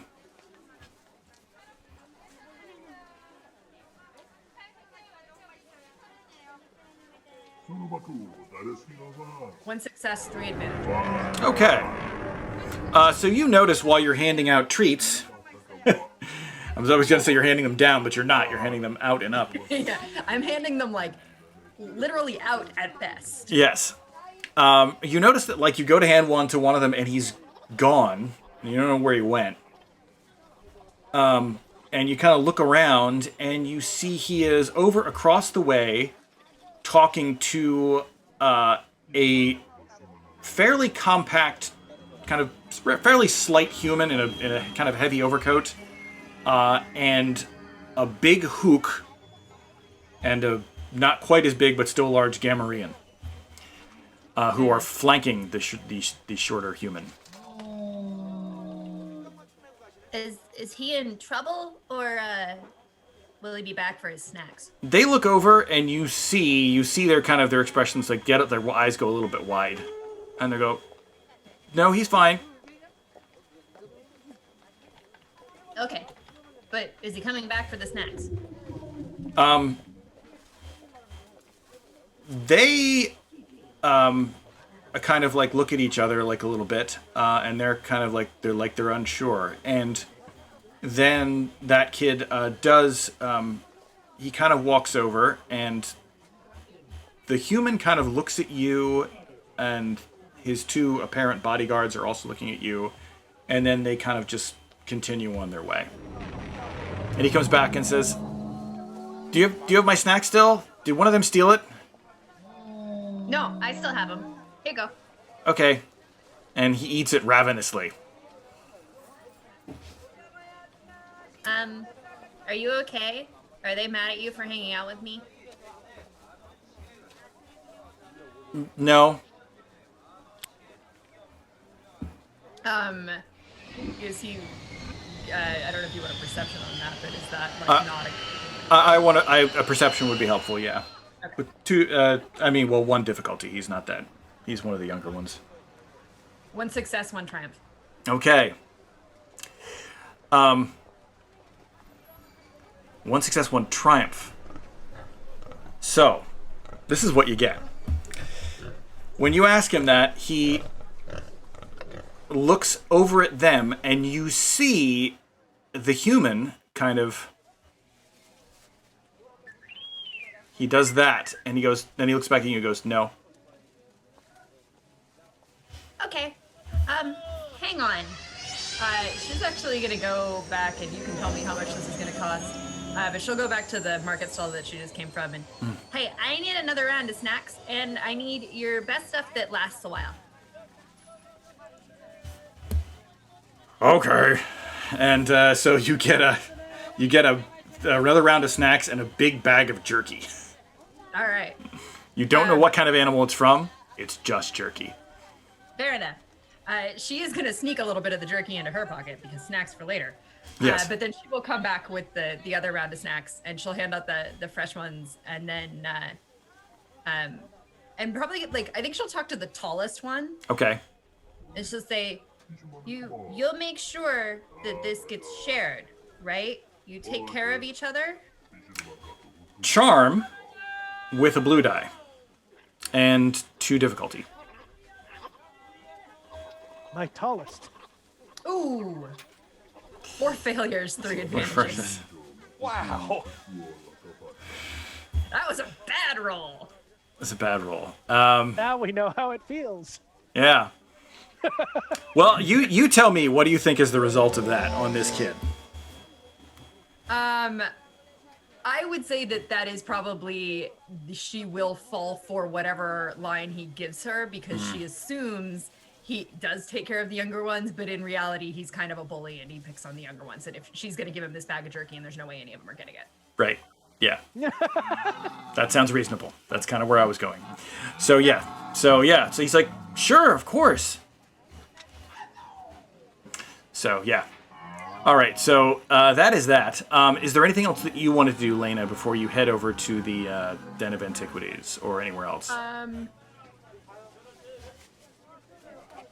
What does she want from them?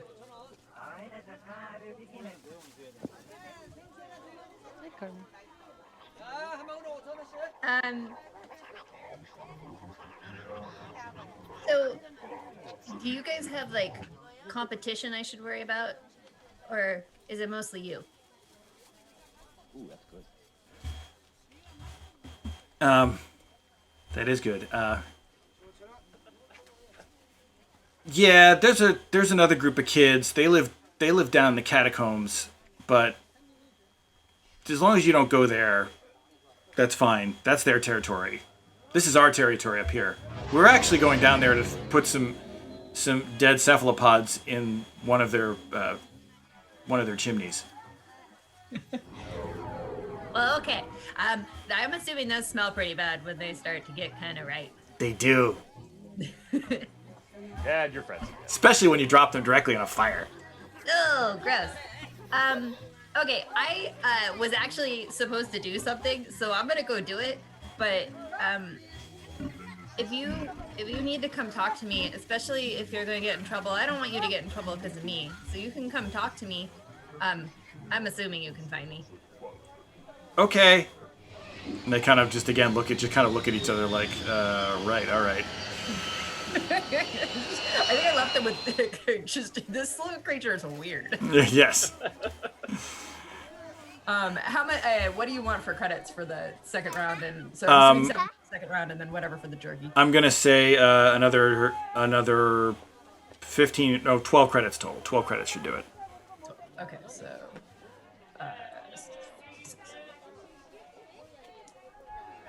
Okie dokie. All right. And I will head back to the Den of Antiquities. Okay. And so with that, so you head in that general direction, and we go to catch up with Bobkin, who will be there well ahead of any of you, of course. I'm just picturing that at some point in the wandering through town, like Lena will spot Sorbo and Sorbo will spot Lena, and they'll both do like a hey, holding up their respective fried thing on a stick that they've purchased as they like, oh, we meet up and now we can go and find the place we're supposed to be. Yeah. Exactly. I found out where the best snacks are. I did not. Oh. Did you at least get breakfast? Fair enough. Close enough. Anyway. So Bobkin, you stay on mission. Yeah. Now, Let's see how that goes for you. yeah. Let's see how that goes. I still don't see where the credits are because I can't seem to navigate this. Well, you don't need to spend any yet, so don't worry about it. The alternate thing is just keep a record of it somewhere, and we'll update it after the session. That's honestly it's what I do. I just write it down somewhere and then update it at. Because it's like hit points, right? It's a running total. Yeah. There's certain things yeah. So the important point is that you reach the Den of Antiquities. And I'm you supposed to get star charts. That's what we're looking for. that's what we're Credits Whoops. should be on your last character page. Okay. okay. Also, actually, Tom, I think you're okay to leave that to 3 to 4 because we did use one of our 4. Okay, I hit it by accident. Yeah. But yeah. we did. You're right. We did use one. You did use one, yeah. So that should Yeah. be changed over. You're right. Thank you for doing that. I did not mean to. I know, but by accident, you did the right thing.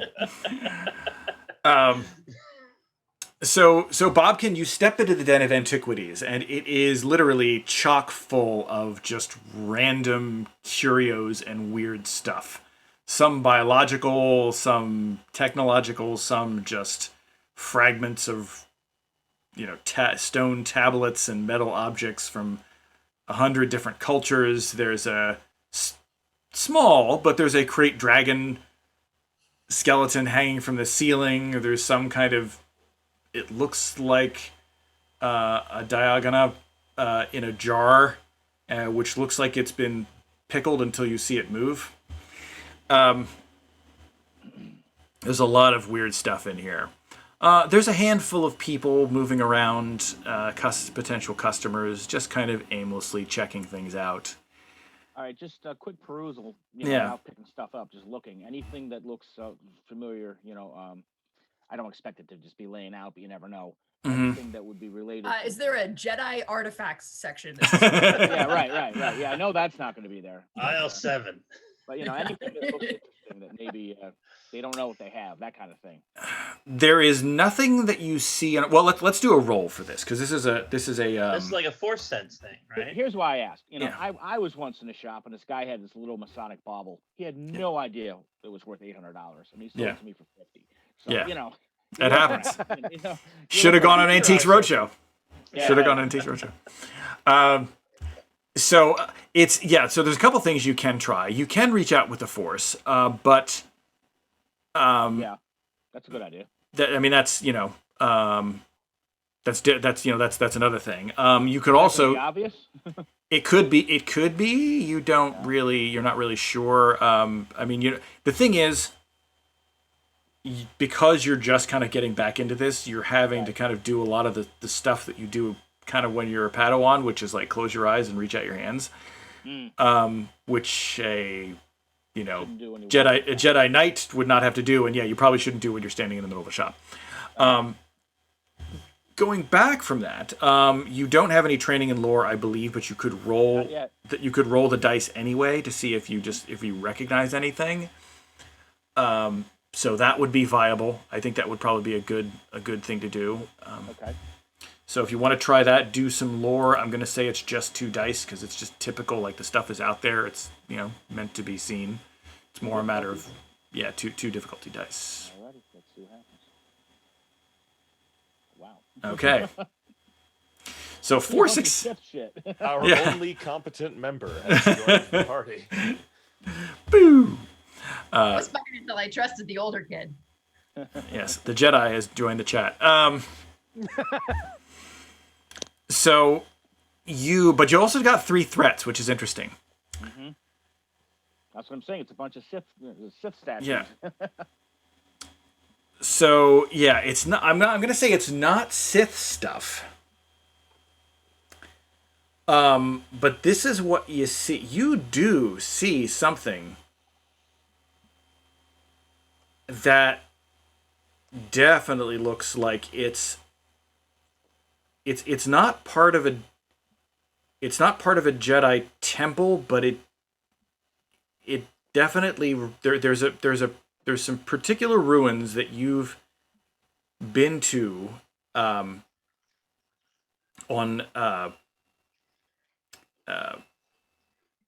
sorry, I'm blanking on the name on Deveron. And on Deveron there is a Jedi temple, and they have that particular city where the temple is has a very particular art style in its artifacts, and you see a whole display of those. Oh, really? The reason why that's weird is because that city was badly attacked in the Clone Wars, and the temple was destroyed, or well, at least savaged in the Clone Wars, and it was subsequently locked down by the Empire. So like you can't even get near that place. So the fact that there's a good, decent display of them here is significant. The threat comes in the form of, as you're looking at those, and you kind of go, whoa. There we go. Someone says, "Can I help you?" Well, I just came in to see what was here at Antiquities. We're looking for some old star maps, and I happen to see these interesting pieces. What are those? These are fragments from the great southern city on Deveron. They're quite rare and quite expensive. How many are there, Pete? There's 6 pieces. 6. Okay. And what are they? Just They're abstract stat. They look like detailed, like highly intricately inlaid, engraved pylons. okay. So it's actually an item of art. Yeah. Yeah. Okay. Okay. But they tell stories in the Deveronian language. Okay. Okay. Well, they're very interesting. You said But- they're expensive. They are. Where are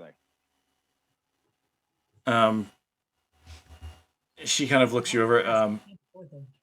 This one is 1,800 credits. She has Oh one of my. the small ones. That is expensive. They certainly are interesting. What other kind of statues do you have around here? She indicates around any number. I'm sorry, did you mention you were here for another purpose? Yes, I'm looking for star maps, old star maps. I see. And were you referred to our establishment by any particular individual? No, but we're here in this place. Antiquities is in the name, and I'm sort of an amateur stellar cartographer, so I like star maps. I will need you to roll charm. Absolutely. Well, I have charm. I have deception. Well, do you feel you're deceiving? No. Yeah, so you're not really deceiving. So charm. Actually, I could let you go roll negotiation, but I think that's going to be about the same. Mm-hmm. And I'm going to The say, moment where you think you should have just lied because you're a better liar than you are charming. yeah. The truth will always get you in trouble. And I'm going to say it's 3 difficulty because she is. Wow. Boom, boom, boom. I am screwed, guys. Return to character generation. Okay. Let's see what happens. Oh, that's not good. No, Well, Okay, that's so- not You terrible, made it. though. you're Yeah. succeeding, but she's getting increasingly suspicious. Pete, real quick, Yes, don't yes. forget that at some point in time, Zag sent him a message. Yes. And you're going to have to refresh my memory. What is the exact content of that message? It was information that he gave to the lady that he met. Okay. But by more specifically. Shoot. It was the Imperial movements on the Okay. Outer Realm. It was what the Empire is doing. Did he their mention who info he told this to and why, though? I was gonna say, did he give context? Because otherwise, he's just gonna be like, What- "Why am I what getting a he- friggin' history lesson right now?" No. What he got was the information, and this might be useful information for the person you're dealing with. But that's at some point in time. I mean, we went to the cantina at some point, so it might be a little bit into this scene. But I just wanted to Fair. remind you. So the success and 2 threats. Let's see here, Bobkin. Well, I'm gonna throw it out to you if you have an idea in particular on this, on what form that you succeed. And so she's like, okay, we can. She says we can talk. What do you think the form the threats take? Huh. If you don't have any idea, it's fine. I have an idea myself, but. Well, what comes to mind is maybe she jacks the price. Mm-hmm. What are you thinking? I think that is that's possible, but I had another idea. I'd like to kind of. Mhm.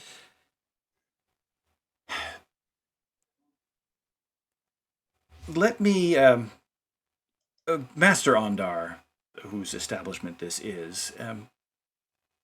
He is very particular about the people he works with.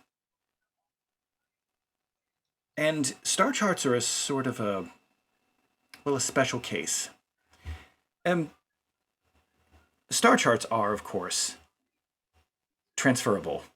In other words, once you have it, you can give it to one person, 2 people, 100 people. And so he typically does not deal in raw credits. I mean, he can if the credits are generous enough. But he will almost certainly prefer that we make some kind of arrangement that involves an exchange of services rather than credits. I don't know. Have you ever been to Black Spire before? No. Yeah. Well, yes, you have briefly, yeah. You Just have, once yeah. before, yeah. Yeah, just once. Well, you may have learned that a good deal around here could be said to be our primary export and import is information. Aha. Star charts are a form of information. True. But in particular, you're looking for old star charts in general. And she, by the way, takes you to a side table away from some of the other customers. What in particular are you trying to accomplish with these star charts? What do you need them for? I mean, Well, certainly aren't the star charts provided by the Empire good enough for most activities? Sure, unless you're interested in historical, trade routes, things of that nature. That's true. Trade routes from the old Republic, perhaps. Locations of spaceports that may no longer be in existence. Other perhaps holy sites. Yeah, you her said that. her comlink, which is sitting on the desk counter, lights up, and from on the other side of the comlink you hear,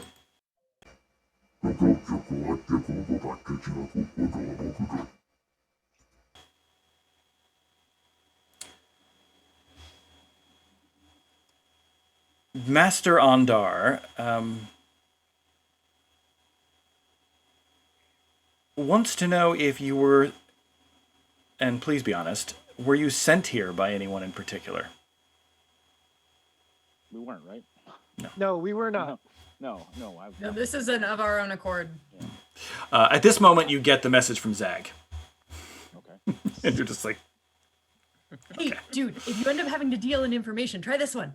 Yeah, that's exactly what it is. As I said, I'm Thank- interested in Thanks for antiquities. subscribing to History Facts. yes, And antiquities is in the name of your establishment. This is It's why true. I'm here. Again,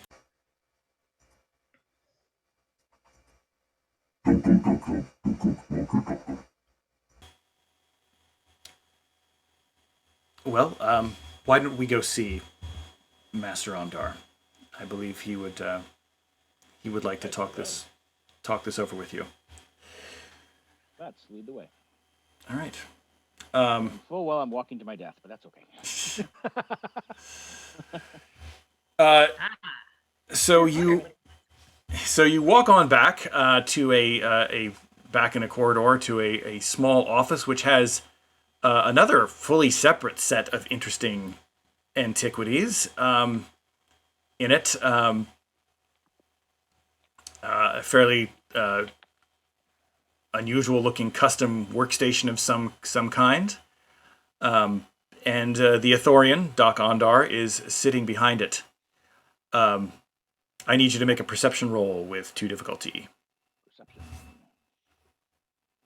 I like to use these pictures because I was about to say, what the heck race is that? But now I see what it is. Yeah. We called it Hammerhead. Back in the day, we called them hammerheads, yes. Yeah. You said 2? 2 difficulty. Boom, boom, boom. Oh. Oh, Oh. this is not good. Well, Oi. it's not the best. It's not the best. Advantage. Yeah. Yeah. So 4 failures, 3 advantages. Oh God. Yeah, that's. Well, I suppose if you, well, you haven't asked, so I'll wait. So this is how this goes down. You get in the room, and Dok Ondar kind of is looking at you and speaking in authority, and his assistant, who by the way is Theron Jaxaris. That I failed to introduce her. She had introduced herself. But as he's talking, all of a sudden you are hit by like just. Not while he's looking at you, but just kind of like you're just in the room and he's talking and she's and between that and the translation, you kind of are looking around the room and you just kind of you get hit with like a wave of just an impression of there are artifacts that are there are items that are strong in the Force that are nearby this location. So, do I think it's directed from him, or it's just that?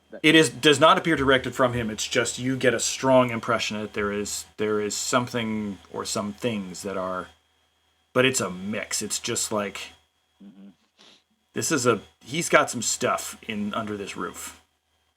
He's got some stuff that's interesting. And there's no way I can do. I'm gonna say you can't pinpoint it with the failures. You can't really reach out to with it. You just know it's like advantages do. That's what the advantages are. That's what the advantages do. Yeah, I just said so that you don't see what you don't see it, but you know something's here. Theron Jaxaris says, the charts that you are speaking of, the Old Republic charts, it happens that he is also looking for something similar. They're actually not terribly easy to come by. There was, well, according to Master Ondar, there have been several series of purges of information, some dating back from well before the Empire. And uncompromised information is difficult to find. He does, however, has recently come into possession of information on a possible source of these charts. However, frankly, we don't know you. We haven't worked with you before, and unless you can give me some proof of your reputation and your ability to execute on difficult acquisitions, I don't know if we're going to be able to make a deal. Oh my God, that's funny.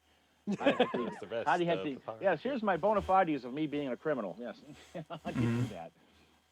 Oh, well, goodness. You sensed Force stuff there, right? Right. Maybe you could name drop that ancient Jedi. Ooh. See if it, triggers anything for him.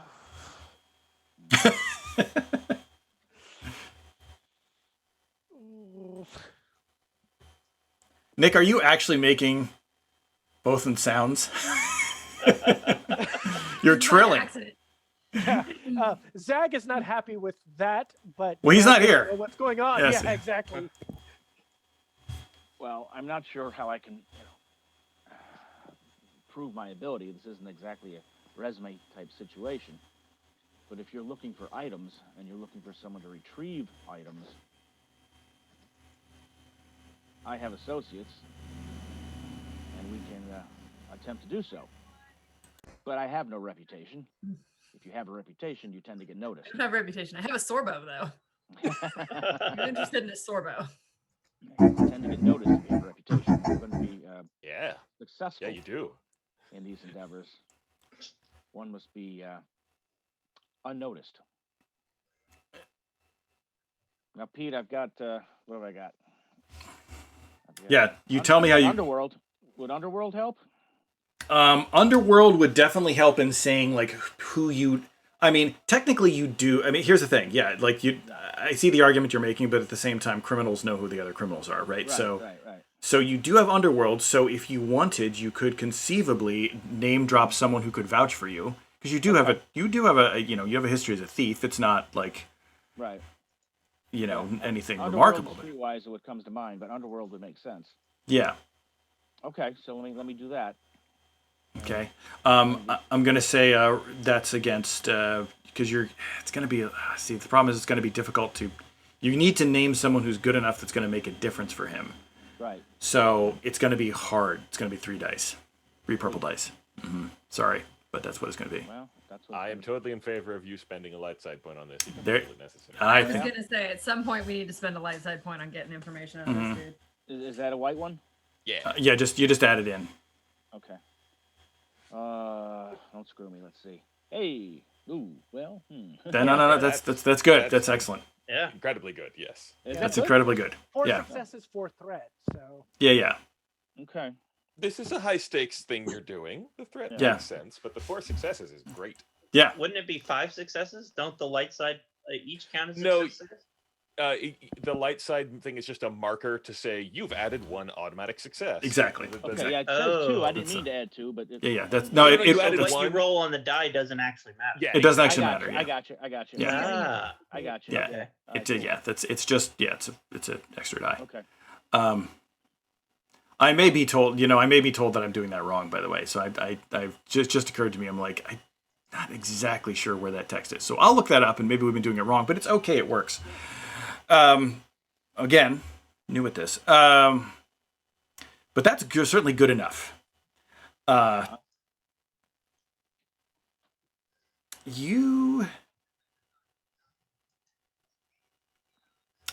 Here's what you do.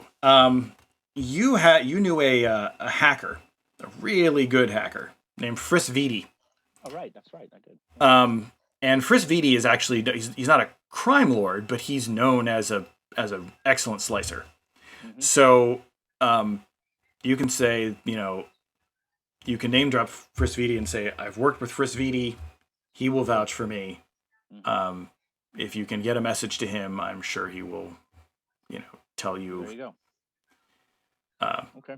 I'm rolling you up and up. So that's the name you drop. That appears to be a name that Dok Ondar kind of nods, indicates that he believes it seems he has heard of him. Theron Jaxar says, Master Ondar, I believe, has heard of him. Slicers are not normally the people we deal with, but there's exceptions. If you are willing to wait in the outpost while we confirm this, we could make a deal. You mentioned that you had associates. We will need to meet them too, of course. Of course. Cute associates all showing up at the end.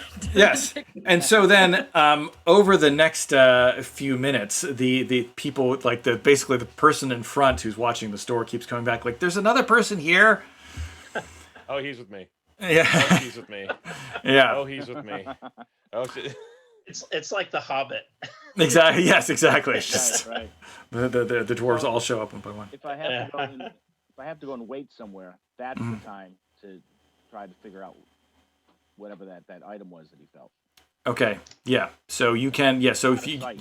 Yeah, you can go wait. They'll give you some place to they give you some hot tea to drink, and you can just sit on in a comfortable chair in this kind of a side room, and you can reach out with a force. So roll me one force die.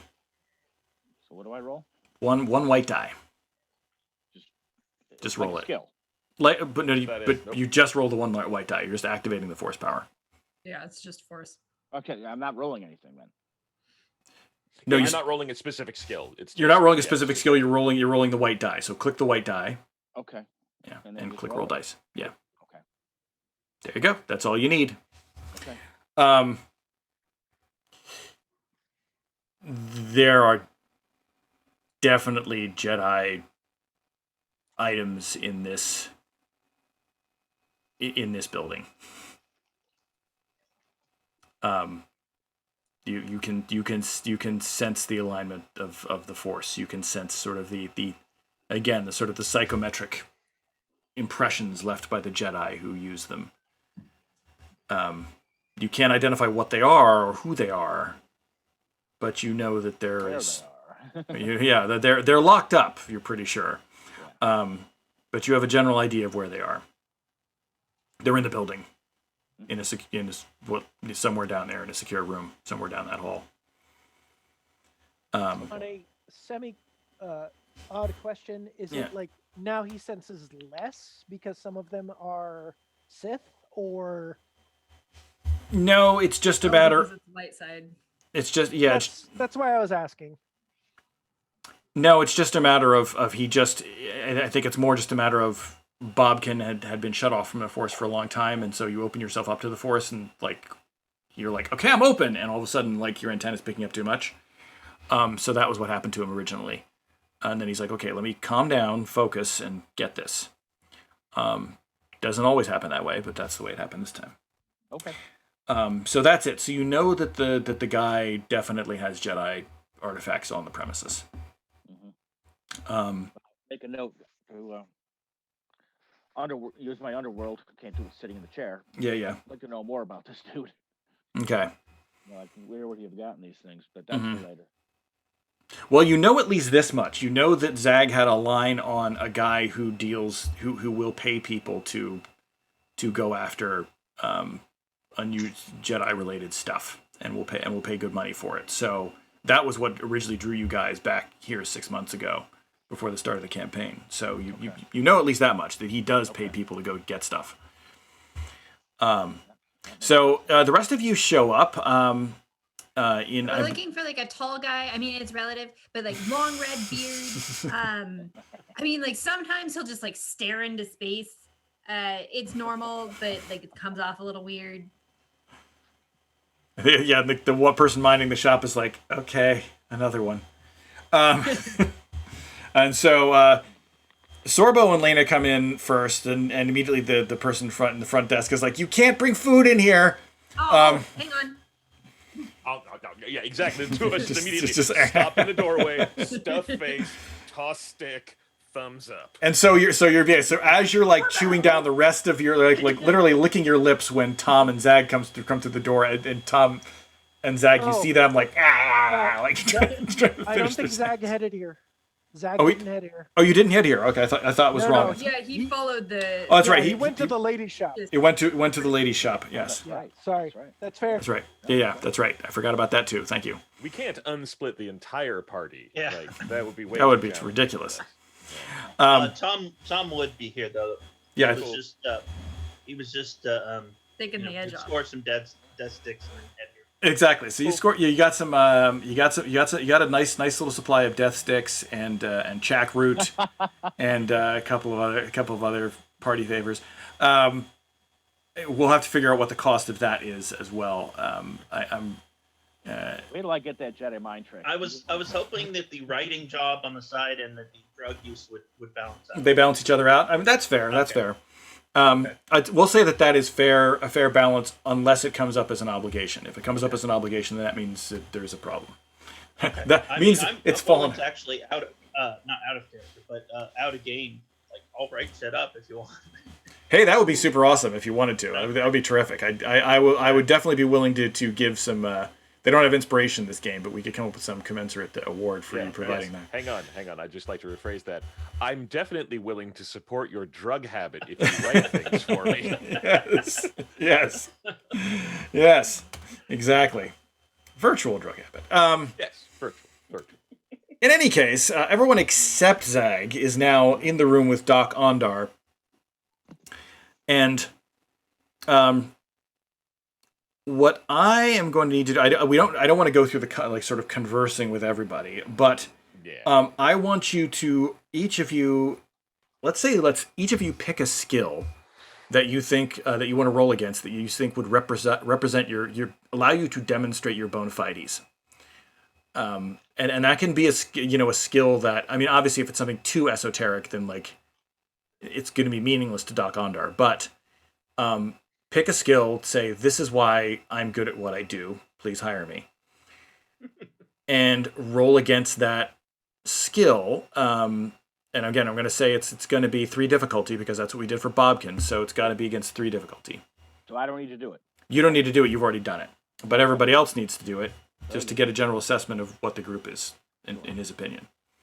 And we can do that one at a time. You can pick what your skill is. Obviously, Zag is not included in this. What do you? Going to pick chess. He plays chess very well. Yes. I can.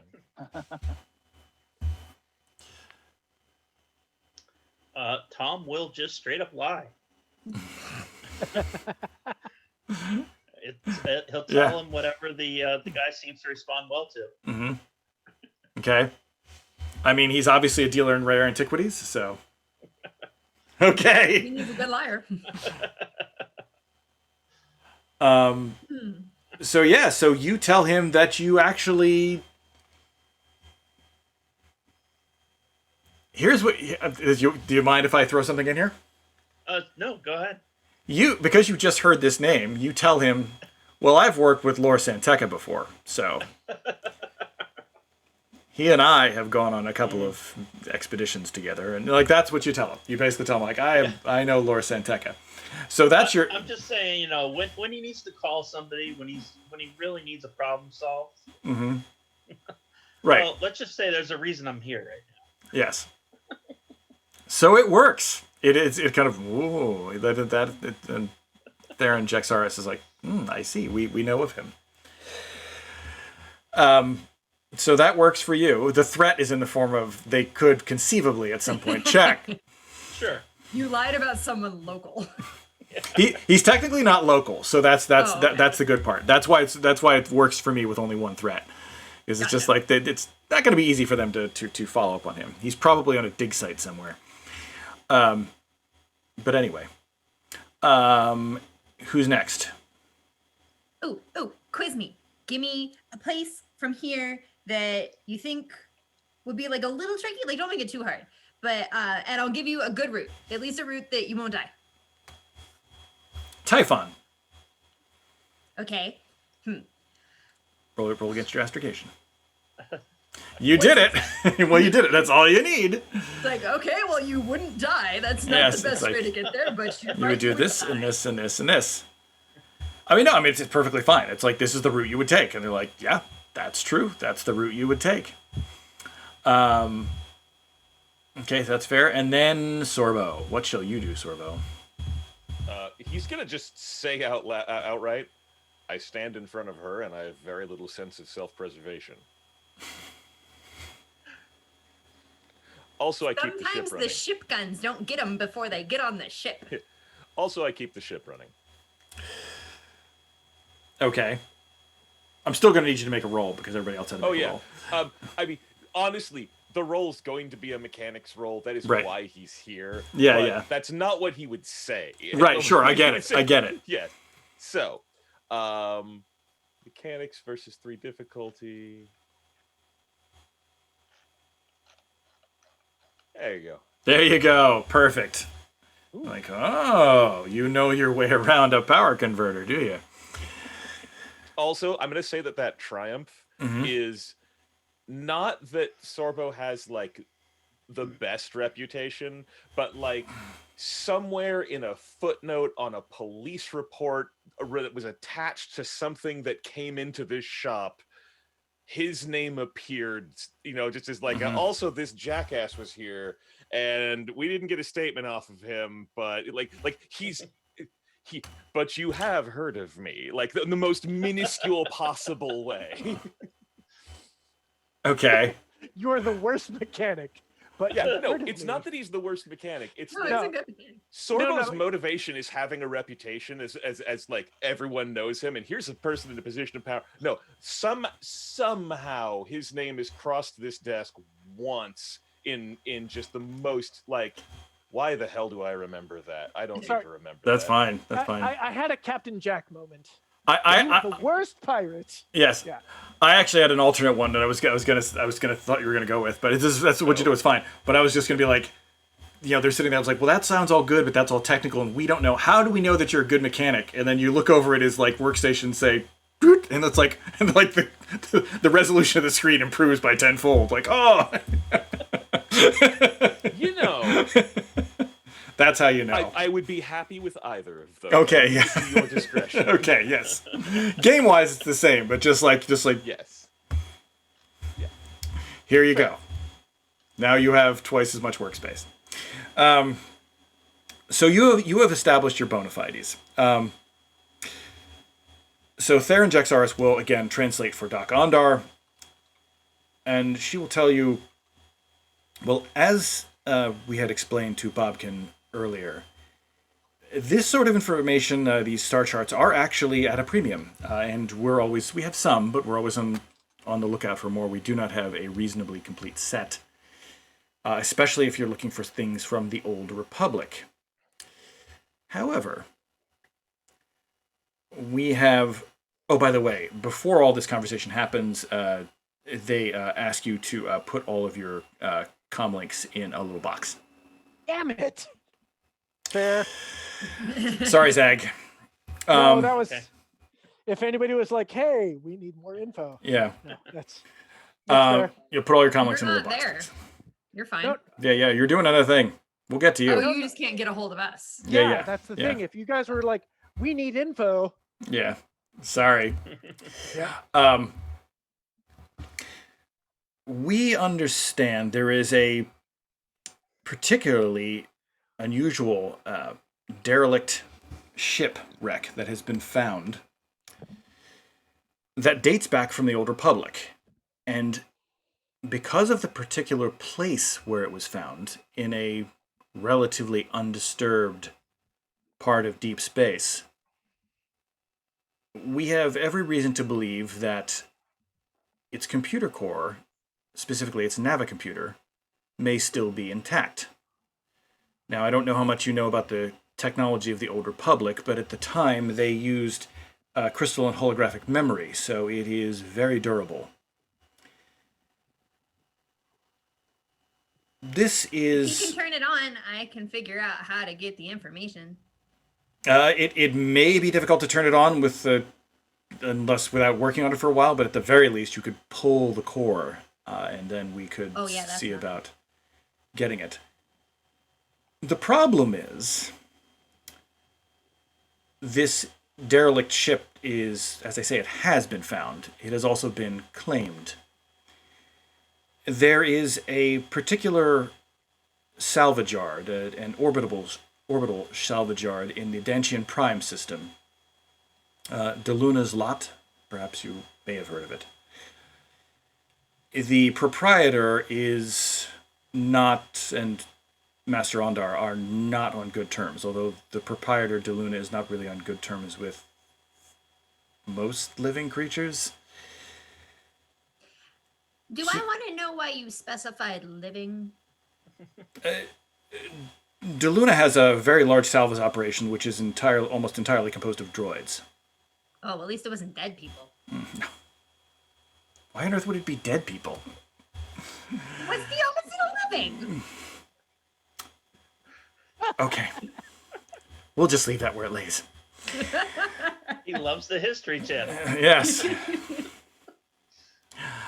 He is very difficult to deal with. If he should get wind that you are working with Master Ondar, he will not deal with you.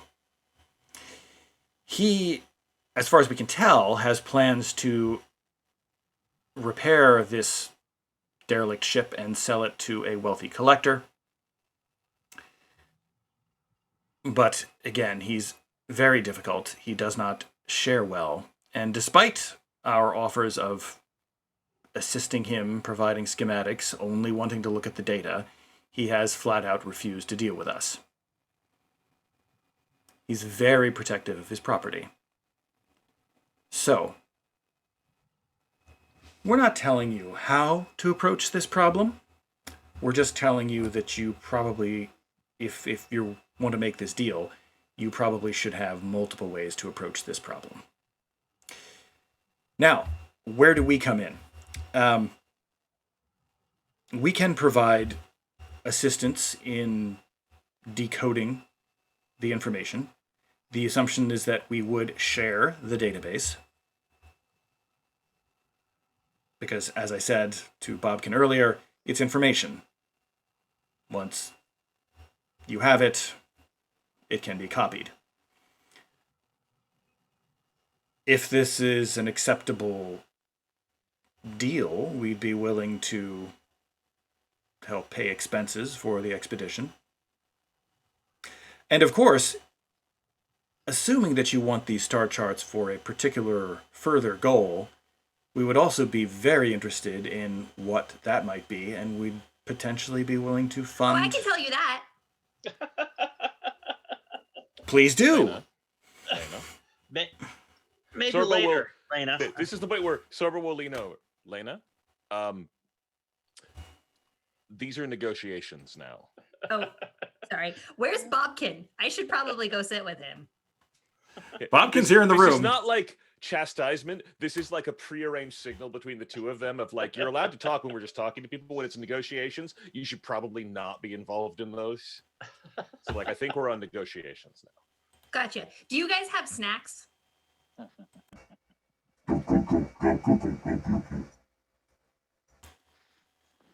We can provide you with snacks.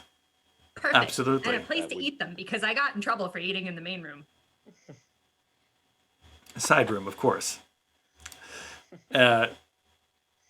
She'll indicate where you can go for snacks. Right down there in the room. Don't Lena go. will excuse herself to snacks and not admit information. Don't go wandering. There's a vending droid. Don't go wandering. There are security systems.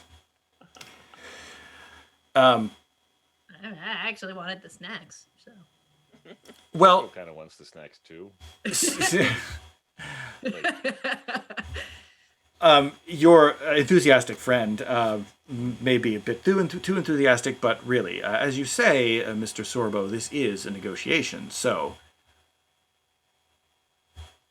what would it take to make a deal on, let's say, whatever you're after with these star charts? A deal for anything you find, a deal for a portion of what you find. I mean, you're not authoring a book on Out of ancient Star Trek. character, Yeah. what is like? Not what true. would they actually be interested in? We're looking for a galaxy that would have had like an anomalous ejection of a planet. Like, would they just be like, okay, that's a weird thing to be looking for, or Well, I mean, the obvious next question is why? why? Yeah. Yeah. The other issue is that it is negotiation time, which is why Sorbo is not saying very much. Someone else who is actually good at Sorbo, this. they have the snacks from the good place. Like, and they have he's tea. here. He's here to add verisimilitude to our argument, not to be the spokesperson. Tom and Bobkin should be the ones talking about this. Okay. Well, Yeah, I just didn't want to talk over you were anybody. talking, right. Yeah. No. Yeah. Well, I'll leave Tom and Bobkin. I'll let you converse then. Okay. Well, first, it sounds like you're pretty sure that this ship is actually there because you've made offers before and this guy's refused. So we have 100% confidence that this thing's actually there, right? Well, no one can be 100%, but I'd say we're 95% sure it's there. Okay. The last we checked, he was nowhere near repairing it.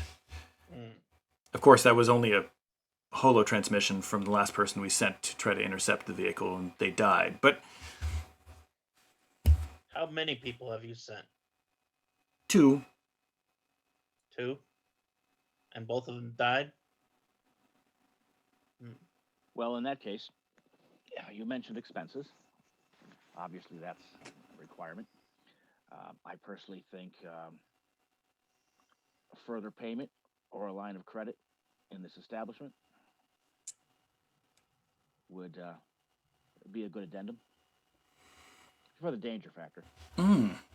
A line of credit could be arranged. Within reason, of course. Within reason. I mean, we're not thieves. Well, I mean, not from the people paying us. I wanna lean over to Bobkin and say, "There's something in here you got your eye on." Oh, there's really cool statues out front. I like those. Okay.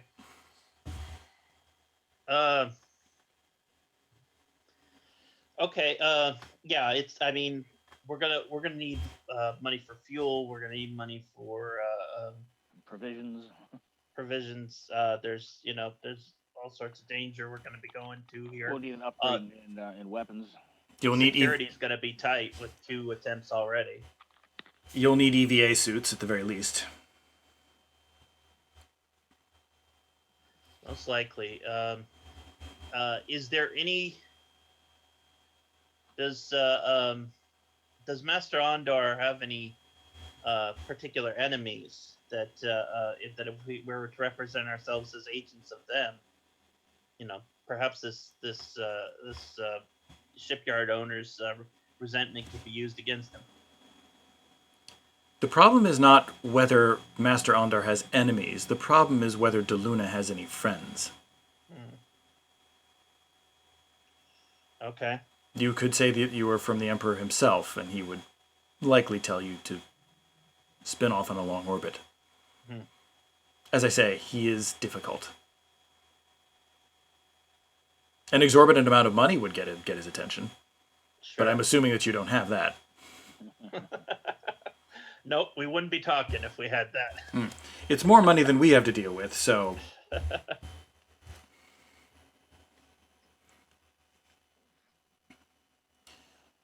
So yes, we know of no particular leverage or advantage in dealing with him. I suppose that if one had some knowledge of the hut and hut space, then one could go investigate them. I have some knowledge of huts and hut space. What? Just out of character.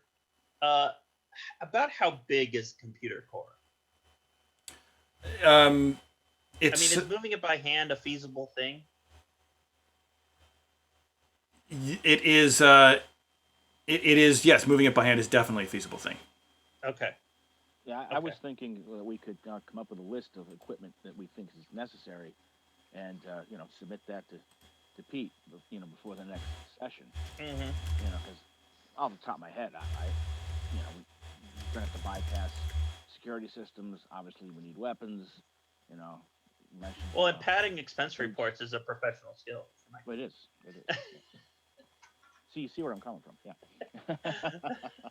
But I really need that Chrome 45. I really need that. I mean, additionally, they mentioned having a longer-term relationship with us. Like, Yeah. we might be able to have a little bit more leeway in terms of what we're getting up front by.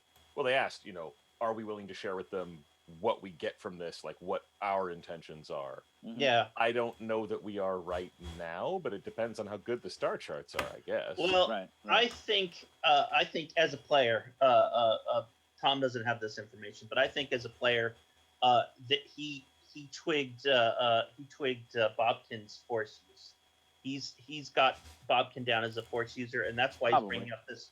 Let's find out what you're into. Like, if you're on some big project, well, Mhm. like I think he's like, this guy's into something force related. I figure he knew that right away. Yeah.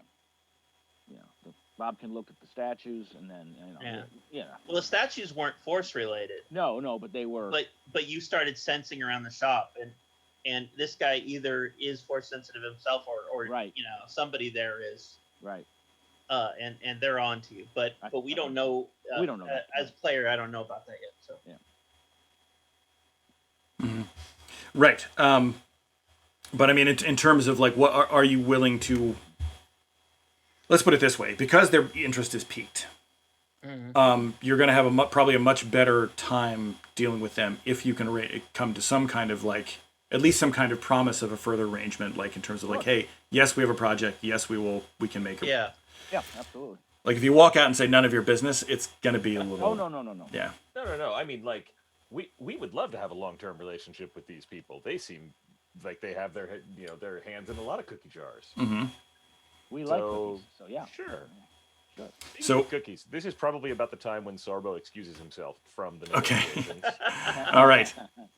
Hey, we met Chiss. Chiss, right? Okay, in the bar.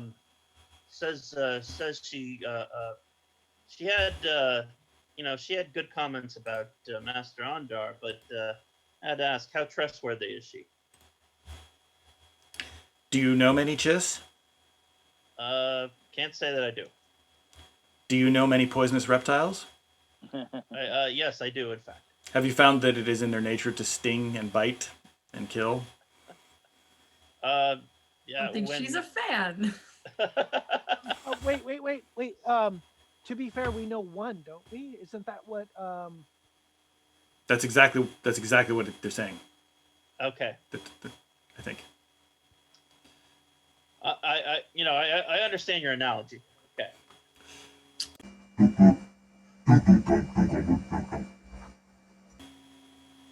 Master Ondar has a slightly more charitable assessment. She has never been less than trustworthy in her dealings with us. It is to her advantage to be so. Let us say that when you speak to her, she is assessing you on the standpoint of whether you are stronger or weaker than she is. Got it. And she will deal with you accordingly. Okay. I just was wondering more if her info gathering was pure curiosity and info dealing, or if she, I don't know. I get imp vibes off of her. Maybe it was the way she was dressed, but She is, to the best of our knowledge, she is not Imperial. okay. Good to know.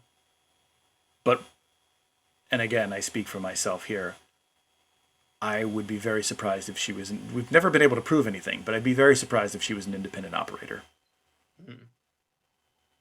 Okay, so she is looking for somebody. Okay. No. Good to know. She has been here for years, gathering information. No. I mean, looking on behalf of somebody. Yes. Okay. Okay.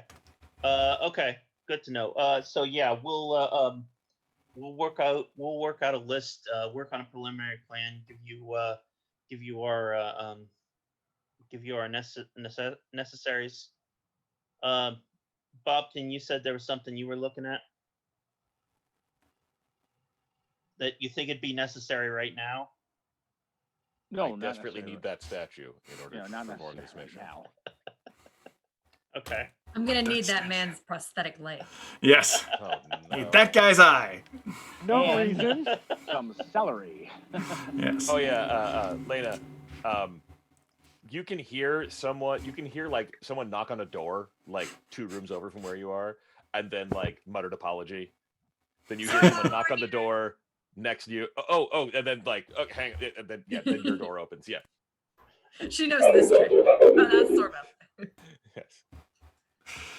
Bothersome droids doing some work. Vitally critical question. Have you Yeah. finished all of the snacks? No. No, there's a vending droid. There's plenty of Oh, snacks. fantastic. Cool. New friend. In any case, so I do want to, before we get out of this, Yes. I want to make sure that we are you going to share some level of information from them about the project that you were on, or are you going to? I think, I mean, I don't think we want to close the door on them, but Mhm. We're not going to tell him about the device, or he'll get. Well, blasted my in the thought face. is, yes, we will share some information Yeah. once we have the star charts and can actually tell you what our That's next step is. exactly. that's basically where I was at. Yeah. Yeah. Exactly. When we bring this back to you, we will, we'll off. definitely, Yeah. you get what you want, and we will tell you what we want based on this. Like, because Right. we'll probably ask for their help interpreting it or something Right, else. Like, right. I assume that there'll be a debrief afterward. Oh yeah, for sure. No, that's the deal. They will want you to come on Yeah. back and Yeah. We're not do going to that. share. We're not going to play cards now, but yes, we will play cards. And later. we're not, not that we tell them this, but we're not planning on backstabbing them. Of course, Yeah. this is a business thing. We'll get Does- If anything, yeah, we're honestly gonna tell them we have interest in the star charts because we're looking for something specific in old star charts. Yeah. Does anybody Let's see have how any? honestly he deals with us. Yeah. And, Fair enough. Fair enough. Right. It's a relationship. We got to develop a relationship. Does anyone have any points in negotiation? That is indeed a skill. I almost bought it last time. I really almost did. And I thought, I'm not gonna. What am I gonna do? No, I don't. Yeah. Nick, does Zag have points in negotiation? Let me check, but I don't think he does. But it was It'd just be- the fact that it was It would be negotiation. bitter irony if you did, but yes. It would. No, I don't think. Give me. Nobody? All right, gentlemen I, and lady. yeah, I had 2 dice, so. Yeah, gentlemen and lady, cards on the table. Who has more than 2 dice in negotiation? Tom, I'm looking at you. Yeah, Tom, I'm looking at you. How many dice? I have 2. Does everyone have 2 dice in negotiation? That's about as good as we get. By our powers combined. Mhm. Can you assist someone who doesn't? Does anyone have a yellow die in negotiation? Actually, No, I no. would. No, Well, no, that's, that's what I thought you were asking. Yeah. No. Do you have yellow 2 die? green dice? Yes. Do you have 3 No. green dice? No. Oh, okay. No, I would argue that all of you should roll it just to see who could do best. No, That I have. the likelihood of a bunch of failures and threat. Yeah, no. I have a better idea, Mm. which is that we should get our sponsor on a comlink and have him do a negotiation. Like, okay, Well- now that we've done our bona fides, we actually have a sponsor for this mission who owns the ship we're on. He would like, and we'll just make them do the negotiation. Well, I before we do that, we aren't actually at the negotiation stage because we haven't talked numbers at all. All Mhm. I don't we've wanna said talk is that numbers. we will come back to them. Don't we have to like negotiate for whatever it is that we're getting from them? Like Yeah. this is But sort we of a said we were contract going to thing. come back to No, them with yeah, a list actually, of what we needed. To come back. Yeah. That is what everybody said. Yeah, we're So, not deciding Pete- numbers right now. Better question, Pete. Why are you asking for a negotiation roll? Is this just sort of the conceptual seal the deal roll? Not entirely. It is Okay. basically a matter of how much do they trust you to. How much have you established a fair and equitable deal? That's part of it, but also how much do they trust you to walk out that door and come back and actually come back with these star charts? I might Because argue that having just piss poor negotiation skills means they would trust us implicitly because they can see right through us. And, But and when I that's- said come back, what I meant was between game sessions. Like we Oh, make sure, a deal sure. with these guys. Yeah. Between game sessions, we actually come up with a list of things. yeah, and that's People say, well, they agreed to this, this, and this, but they did not agree to that. and I think that's fine. We can definitely do that. But they Um, still need to know that their investment is not going to just wander off and never come back. Right. And like, Well, do I they? dropped a name who is, I mean, in who can defense, vouch for me. their previous investments died, Well, right. Yeah. Well, so they didn't and, come back either. and instead of negotiation, maybe Streetwise would work there because they are trying to get basically a read on how trustworthy we are, how I think again that's not all of it. I'm just basically it's about like what kind of things are going to be in this contract. Like do they? And again, you're right. We could totally handle it between sessions. My question is like, are they going to require you to all give them a genetic sample? Oh, fair. All right. So we're not going to fail this and then lose this lead. We're going to fail this and have more onerous terms. Exactly. Oh, that's fine. I would like to point out Zag has some reputation here. Some. It's not great, but that lady noticed him, and now this crew is here with him. So I'll tell you also what. Yeah, Suggestion. but the problem is Go. Zag doesn't have a reputation here. And Zag is also He not has a physically reputation with here. him where he is at. All right, Pete, what were you going to say? I'm going to say I think it's perfectly legitimate for us to say we will do the negotiation, the terms of negotiation offline. We can do the rolling for that offline. In between sessions, we'll figure out what those terms are. It also makes sense because you should go back. I mean, you at least I think it makes a lot of sense to tell them at least we are on somebody else's ship. They hired they hired us for this is a subcontract, so we need to make sure they're on board with this. Either that, or he's got to provide us with a ship. Right. That's part Right. of the, Exactly. Yeah. So If we don't have a ship, if our The guys we're with, if they say no and hell no, well, then we need a ship. Yeah, We're exactly. going to need that grasshopper for this one. How close are you to done? Depends on where I go shopping after this. Okay. So we're going to have to add that to our supplies list. right. So you're gonna have to definitely do some How shopping. far away are we from the location they told us to go? Funny you should mention that. There you go. That's a long 11 jump. days. 11 days. It's an 11-day trip. And this is again with the Lost Legacy. But yeah, it's a trip. Again, Batuu is on the edge of known space. So anywhere you go from here tends to take a while. Mm-hmm. I'll But have it up in 11 days. yeah, so you have enough time going back to get the Grasshopper going. So so that's acceptable. So let's handle the terms of the negotiation offline. Cool. We will see about all that later. Is there anything else that you felt that we needed to talk to Dok Ondar and Theron right now about? I think we've got a pretty good idea of where they're coming from, and I Okay. think, bad rolls aside, they probably have a pretty good sense of who and what we are, as Yes. we are a disposable crew of people that they don't care about, that are trying to... We're not going to screw them over. We're trying to make a reputation. Right. Yeah. Yes. Yeah, fair. Zag, not to shortchange you, I know we're up against time here. Is there anything you wanted to go by Dwanan's shop and see what she had? Drenawan. Is there anything in particular that you wanted to check out? Anything further you wanted to talk to her about?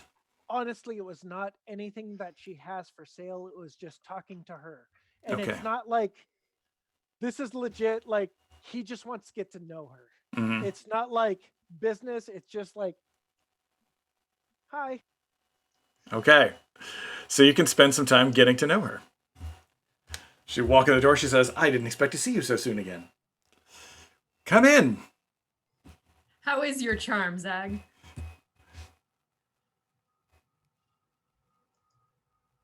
You should be good at that. You're on mute, Nick. You're still on Yeah, mute, Nick. still on Mute, mute. mute. Wow, he's really Sorry, going. sorry. Honestly, it's not that he has charm. It's he's genuinely interested in her. Yes. He has muted no again. charm. None. Zero. He has 2 green dice. Doesn't not matter what the difficulty is. If he chooses it, he will fail. Just because he wants to get to know her. All right. Well, you still have to not offend her, but yes. Yeah. Yeah. If he offends her, it's not on purpose. So this is what I'm going to say, Nick. I'm going to say that we're going to do exactly with you what I did with Lena's conversation with Lonik is in that in between sessions, you will provide me with a set of questions and kind of just conversation prompts for Dranawan, and then I will write up a reply. And again, like I said, maybe we'll post that online as well. I'll just record the conversation, just as to have as a reference for anyone else who's interested. Sounds good. So I think that's a good place to call it. Well, with one exception, you get back, and we'll leave it here because we got to leave on a bit of a dramatic note. Of course. You get back to the ship, and you sit down with Lodicom and Andro and say, okay, this is the deal. We talked to Dok Ondar, and he's like, okay. And then you mentioned, and then there's this salvage yard, and you say the name, and he says, DeLuna the Hutt. Dun, dun, dun. And he kind of just puts his head in his hands. Oh, good. You know him. Yeah. He's not very fond of other salvage operations. I've never met someone who is as violent over piles of junk. So, yeah. So, look forward to that. I'm going to deal with DeLuna the Hutt next time. Side note, little random backstory.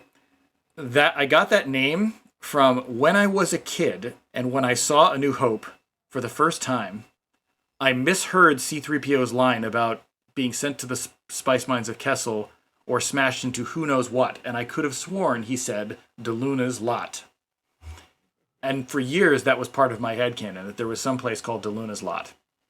So Nice. now that I've made my own game, damn it, there is a place called De Luna's lot. At least it wasn't true. Fulfilling childhood dreams. Yes, Uh, I made it myself. So the name of the game changes to Pete's Pittsburgh. that's right, yes. So we're going to award another 15 points to all concerned for... Right. I for your am excellent taking work. negotiation. I was going to take it last time. I just did. Yes, I would definitely. I mean, obviously, guys, go with what you want, but there's certainly a lot of skills that were used in this session that would make perfect sense to bump those up if you wanted to. There's So- also skills that had like top level dice and still screwed up. And still failed.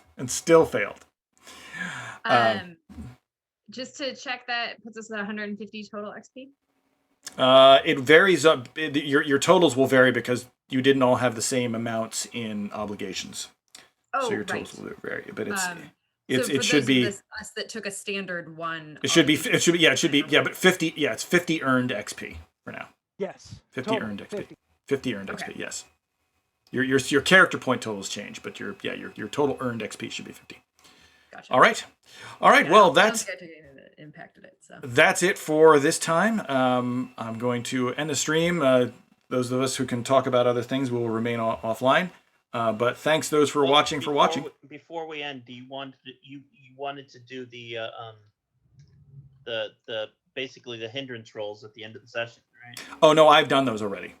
You're just doing them offline. Okay. I know what they are. So Okay. the way I've done this, and I've posted this online various places, is I really think it works better if you do a block of them ahead of time, so that I can predict when roadblocks are going to be thrown in the game from the obligations. Got it. Fair. So Do we need to set a date? we'll set a date shortly, but for now we'll say goodbye to the public and thanks for watching. See us next time.